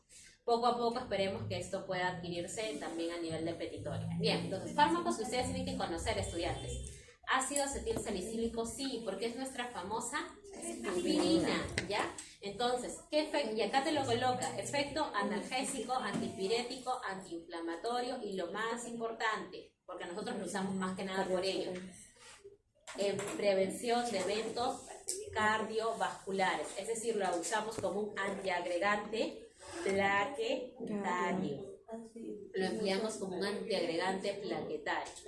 De ello que tengo que conocer obligatoriamente su farmacodinamia. ¿Quién se acuerda? La aspirina inhibe irreversiblemente la enzima ciclooxigenasa, reduciendo por lo tanto prostaglandinas y tromboxanos. En el caso de ácido acetil salicílico, lo que más me interesa es que disminuye lo que es la síntesis de tromboxanos, especialmente acá que nos coloca A2. tromboxano A2, por eso el efecto de antiagregante plaquetario. ¿Qué tipo de antagonista era? No selectivo. No competitivo. Igual que el omeprazol. Había un fármaco más que lo vimos la clase, ¿cuál clase la vimos? Pero mencionamos uno tercero que también era no competitivo, además del omeprazol y la aspirina. No todo. Ahora me acuerdo. Ay, lo vimos. Ya. Entonces, pregunta, como se dice, para evaluación, válida. ¿Ya? Contraindicación de inicio, alergia propiamente a este medicamento, insuficiencias renales severas, que tengan trastornos hemorrágicos digestivos activos, ¿no? Todo aquel paciente que tenga una úlcera o una hemorragia digestiva activa, no, ¿ya? ¿Lo vamos a usar en niños y en adolescentes con fiebre? No, por el riesgo de que síndrome de Rey. ¿Ya? Muy bien. Otro, Celecoxib, COX-2 selectivo. ¿Qué les estaba diciendo? Netamente, ¿qué patologías? Acá está. ¿Ven? En segundo lugar, dismenorrea o polidermatosis. En segundo lugar. Primer lugar, músculo esquelético. Igual forma, acá que nos dice efecto antiinflamatorio y analgésico. Inhibe la COX-2, por eso este era selectivo de COX-2. Y reduce la producción de prostaglandinas proinflamatorias, aliviando el dolor y la inflamación. Muy bien, perfecto. De igual manera, ¿en quiénes lo evitamos? En pacientes que tengan alergia.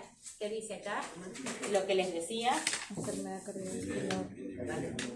Enfermedad cardiovascular. Ya, tengan en cuenta. Muy bien. Acetomifen, ¿ya? El acetomifen, analgésico no opioide, ¿ya? ¿Quién es nuestro famoso acetomifen? Paracetamol. Analgésico, antipirético, ¿ya? Muy bien, aquí está la farmacodinamia, efecto principal que nos coloca acá, antipirético, y también nos dice, actúa a nivel de la síntesis de prostaglandinas en el sistema nervioso central y bloquea la generación de impulsos para lo que es el tema del dolor. Te habla el efecto antiinflamatorio mínimo, recordar eso. Donde se contraindica alergias propiamente, enfermedad hepática, ya lo sabemos porque se metaboliza en el hígado. Alcoholismo crónico, está de más decir por qué, ¿no? Porque el hígado también está muy afectado. E insuficiencias renales graves por el tema de su secreción, ¿ok? Entonces hay que tener en cuenta esos detalles con lo que es el paracetamol. Muy bien. Paracetamol, tratamiento de elección en primera línea, ¿en dónde? ¿En qué patologías? Actualmente el protocolo de manejo, y lo han visto porque ha salido en redes sociales, ha salido en eslogan, medios de comunicación, el dengue. Bueno, tú te has dado. Si les viene un caso clínico, ¿qué hay de esa edad? Exacto, los otros no, por el tema de lo que es la afección a nivel también de agregación plaquetaria. Entonces hay que tener en cuenta Si ello. le das a alguien que tiene dengue, un celecoxib. No. No, El otro, el coxo. el COX-1, ¿cuál de ellos? Los que son agregantes. Naproxeno, ibuprofeno no. Porque había una explicación por el tema de agregación plaquetaria. Exacto. ¿Cuál era el que no te producía ello? El paracetamol. ¿Por qué? Porque su efecto más que nada era analgésico y antipirético. Ahora, sigamos. Naproxeno, también lo debo de conocer, sí, estudiantes, también lo debo de conocer. Acá está, también se emplea para musculoesqueléticos, reumatoides, artritis reumatoides, osteoartritis, patologías musculoesqueléticas, ¿no? Dolor postoperatorio, profilaxis de migraña, dismenorreas, dolores musculares. ¿Dónde no debo de darlo? Úlceras gástricas propiamente, hay alergias, eso era lo que les iba a decir. Ese es lo que les iba justamente a mencionar. Cuando yo digo que soy alérgico a los AINES, ¿a qué me refiero? Es una familia grande. Es una familia grande, entonces mi recomendación como ustedes, como colegas, porque la idea, exacto, siempre preguntemos, y preguntemos al paciente lo más conocido, ¿no? ¿Qué tomó? Paracetamol, ibuprofeno. Algunos te van a responder y otros no, la mayoría no, te dicen, no me acuerdo, solo me dijeron que era ahí. Entonces le preguntas, ¿y ha tomado paracetamol antes? Sí. ¿Le ha hecho algún efecto? No. ¿Ha tomado celecoxibante? ¿Tiene un efecto? No. Entonces, aquí me limitan normalmente esas alergias son anaproxeno y ibuprofeno. ¿Para qué? Para que no en este caso eliminemos automáticamente a todo el grupo. Porque si ustedes catalogan AINES, están a todo este grupo farmacológico lo están bloqueando. Y solamente ¿qué les quedaría? Corticoides. ¿Ya? Pues hay que tener en cuenta ahí. Naproxeno de igual manera, contraindicado, hipertensión arterial severa, insuficiencia cardíaca, renal, hepática y citopenia. Hay que tener en cuenta. Y acá también te pone lo del tema del asma, ¿no? Rinitis alérgica, tras la administración de ácido acetilsalicílico. Ketoprofeno, también lo usamos y en tabletas 100 miligramos, es bueno para uso también postoperatorio, ¿no? Artritis reumatoide, osteoartritis, dolores leve moderado, dismenorrea, espondilitis anquilosante. De igual manera, ¿dónde no lo uso? En alergias, ¿no? Y en pacientes que hayan tenido asma inducidas por ahí, ¿ya? También el ketoprofeno, ese también. Este no, léanlo. Este sí. El diclofenaco lo tenemos tanto en presentación en gel a 1% tópico como en presentación en ampollitas, ¿ya? También es importante.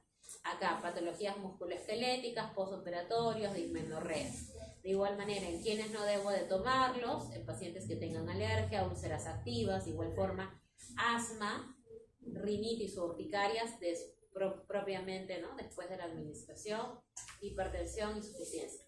¿Cuál es mi mecanismo de acción?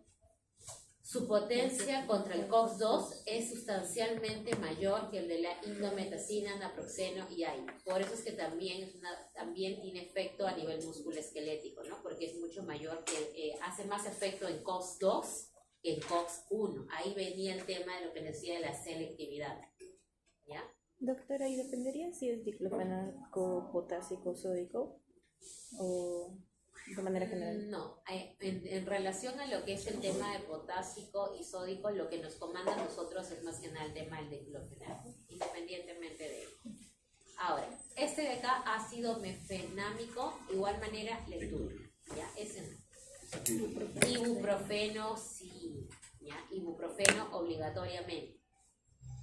Se aprobó una formulación inyectable de ibuprofeno para cerrar el ductus arterioso, todavía está. Lo que más usan para ductus arterioso es indometacina. Esto todavía estamos en veremos. En veremos en qué sentido cuando lo cambien en el protocolo.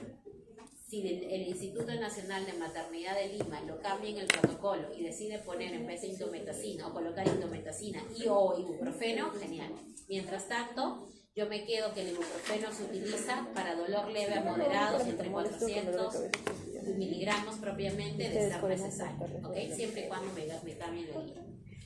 Muy bien, dentro de lo que es la farmacodinamia, de igual manera actúa a nivel de lo que es los COX. No te cataloga bien si es COX-1 o si es COX-2, por eso les decía el tema de inespecificidad, no específico. Y de igual manera, ¿no? ¿Dónde no usarlo? En pacientes que hayan tenido alergia, historia de asma grave. ¿Ya? Ahora entendemos por qué no hay una especificidad. ¿Dónde actúa? COX-1 o COX-2, ¿ok?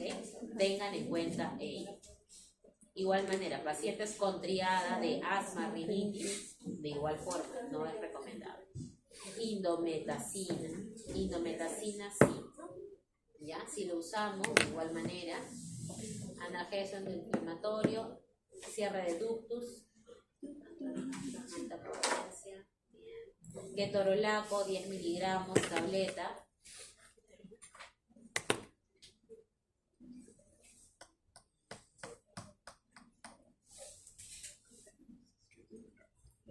Fenoprofeno, no. No, ese no. Ketorolaco sí, también lo usamos. Manejo del dolor, antiinflamatorio, antipirético y también para manejo dolor postoperatorio, ¿no? Igual no es específico, te habla de la COX en general. Perfecto, este tampoco, no, ese no entra. Ahora, hasta acá nos tenemos a lo que son los AINES. Ahora hablemos de lo que son los opioides. Dentro de lo que son los opioides, propiamente, obligatoriamente aquí tengo que hablar morfina, ¿ya? Morfina. Los receptores en este caso, muy bien. Contraindicado en aquellos que tengan alergia, ¿ya? tener en cuenta en patologías que me puedan generar riesgo de depresión respiratoria, parálisis ciliar. ¿Por qué? Porque si tengo el ilio, que es parte en este caso del sistema digestivo, y está paralítico, ¿qué ocurre con las morfinas? ¿Qué efecto te producía? Estreñimiento. Entonces, más el ilio paralítico, ¿qué voy a terminar? En una obstrucción intestinal. Por eso se trata de que lo podamos analizar para que esa información nos quede. En traumatismos cráneoencefálicos, ¿por qué hay que tener cuidado con la morfina? Por el riesgo de Depresión respiratoria. A ver, hablando de depresión respiratoria, ¿dónde se ubica el centro respiratorio? Acá. Vamos, morfosistema. Tallo encefálico. Tallo, tronco cerebral, exacto. Y si queremos ser específicos, ¿en qué parte? ¿Mesencéfalo, prominencia o bulbo? Bulbo, muy bien. Entonces, si tenemos un TEC, hay que verificar bastante bien ello, porque si no podemos generar, como se dice, una ayuda inadecuada, ¿no?, en definir al paciente. Y la idea es que no seamos parte de la definición del paciente. Metadona. Ajá, exacto. Por eso la idea es que nosotros cuando, bueno, en mi caso cuando hacíamos internado, lo que hacíamos es nos decía, el término que usábamos era ello, ¿no? Que es bueno revisar todo para no ayudar en la definición. Lo defines al paciente. Bueno, medio raro. Exacto. Entonces, para no ayudar en eso, mejor definimos muy bien.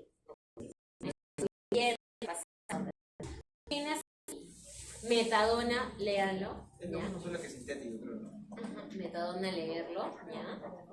Solo leer. Fentanilo, sí. Bien, ¿por qué? ¿Dónde más he visto fentanilo? En anestésicos, como parte de anestésico local o general. General.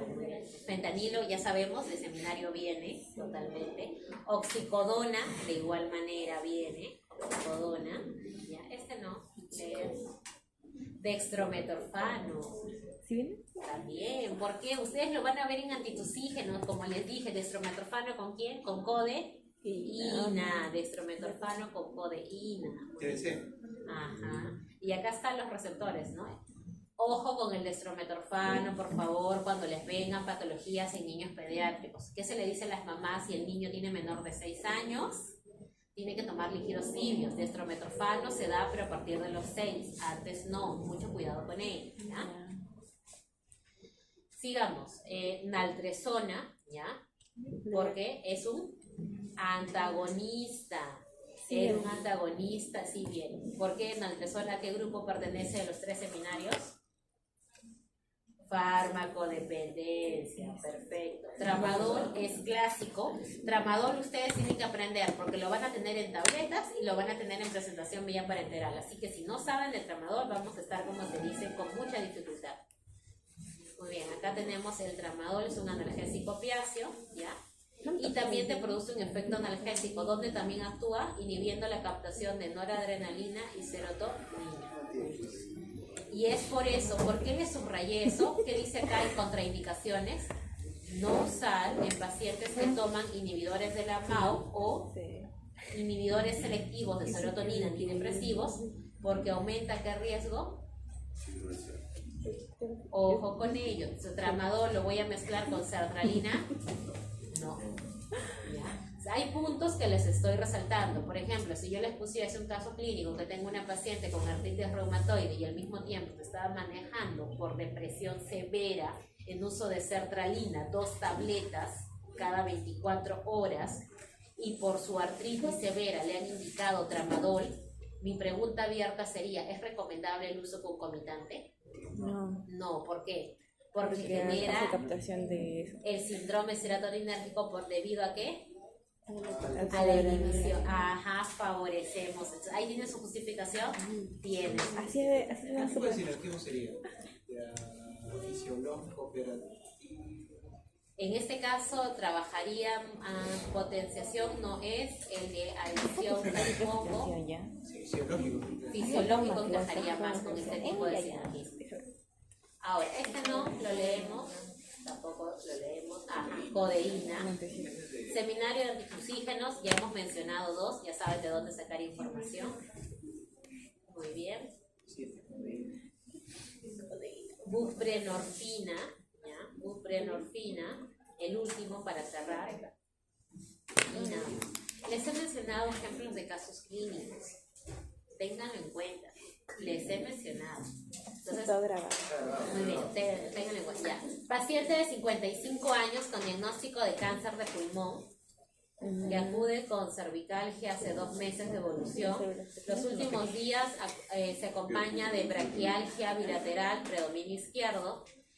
En radiografía de columna cervical realizada en urgencias muestra recertificación de la curvatura fisiológica y destaca adelgazamiento y afección del estado general. El dolor no mejorado con paracetamol 1 gramo cada 8. No, eso no es. ¿Qué tratamiento analgésico sería el más adecuado? Opioide mayor, AINE más opioide mayor más ansiolítico, o AINE más opioide mayor y medicamento coadyuvante, medicamentos coadyuvantes. ¿Es alternativo o tenemos que decir una por cada? No, alternativa A, B, C, D, E. Primero que nada, ¿tiene cáncer de pulmón? Sí. Sí. Acude por una cervicalgia. ¿Los cánceres de pulmón hacen meta? Sí, hacen meta. ¿Tendrá algo que ver la meta con esa cervicalgia? No podemos definirlo. Pero sí tiene una cervicalgia de 2 meses de evolución y que se acompaña de una braquialgia bilateral a predominio izquierdo.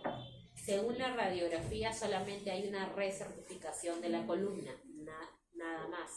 Pero hay, como se dice, afección a nivel del estado general del paciente. O sea, es decir, sí tiene dolor. Mucho dolor. Exacto, mucho dolor. ¿Qué le damos? Ahí más. ¿B? ¿La B? Medicamento ¿La B? coadyuvante. La D. Más la. ¿Es la D? Bien. Vamos a ver. Opioide mayor más medicamento coadyuvante. Vamos a ver qué nos dice. Bueno, acá tenemos un resumen. De este resumen, estudiantes, una pregunta que, qué bueno que lo hayan puesto, pensé que no lo habían puesto. Una pregunta que me agrada bastante que ustedes conozcan y eso les va a ayudar a saber a qué grupo es analgésico, es esta. Ustedes vieron una clasificación inicial, ¿no? COX-2, COX-1. Sí. Esta clasificación es la recomendable que ustedes aprendan. ¿Por qué? Porque te habla del grupo químico al cual pertenece cada aire. Salicilatos, ¿quién es? Ácido acetilsalicílico. Solamente es. Ácido propionoico, ibuprofeno, naproxeno, queda. Ya esos 2. Oxicam, ¿quién? Meloxicam. Pirazólicos, metamizol. Ácidos acético, en este caso, ketorolaco. Y los inhibidores de la COX-2, celecoxib, eterecoxib. Ellos sí les pido, como se dice, esta clasificación sí o sí, sea para relacionar, sea para marcar, pero sí. ¿Ya? Pues acá acciones farmacológicas de igual manera les está explicando, ¿no? Si es analgésico, dónde debe de actuar, antipirético de igual manera, y los efectos adversos, ¿qué rescato? ¿Qué les decía? Generales y específicos, ¿no? Generales, gastrointestinales, las úlceras, el riesgo cardiovascular, pero ¿con quiénes? Con los selectivos.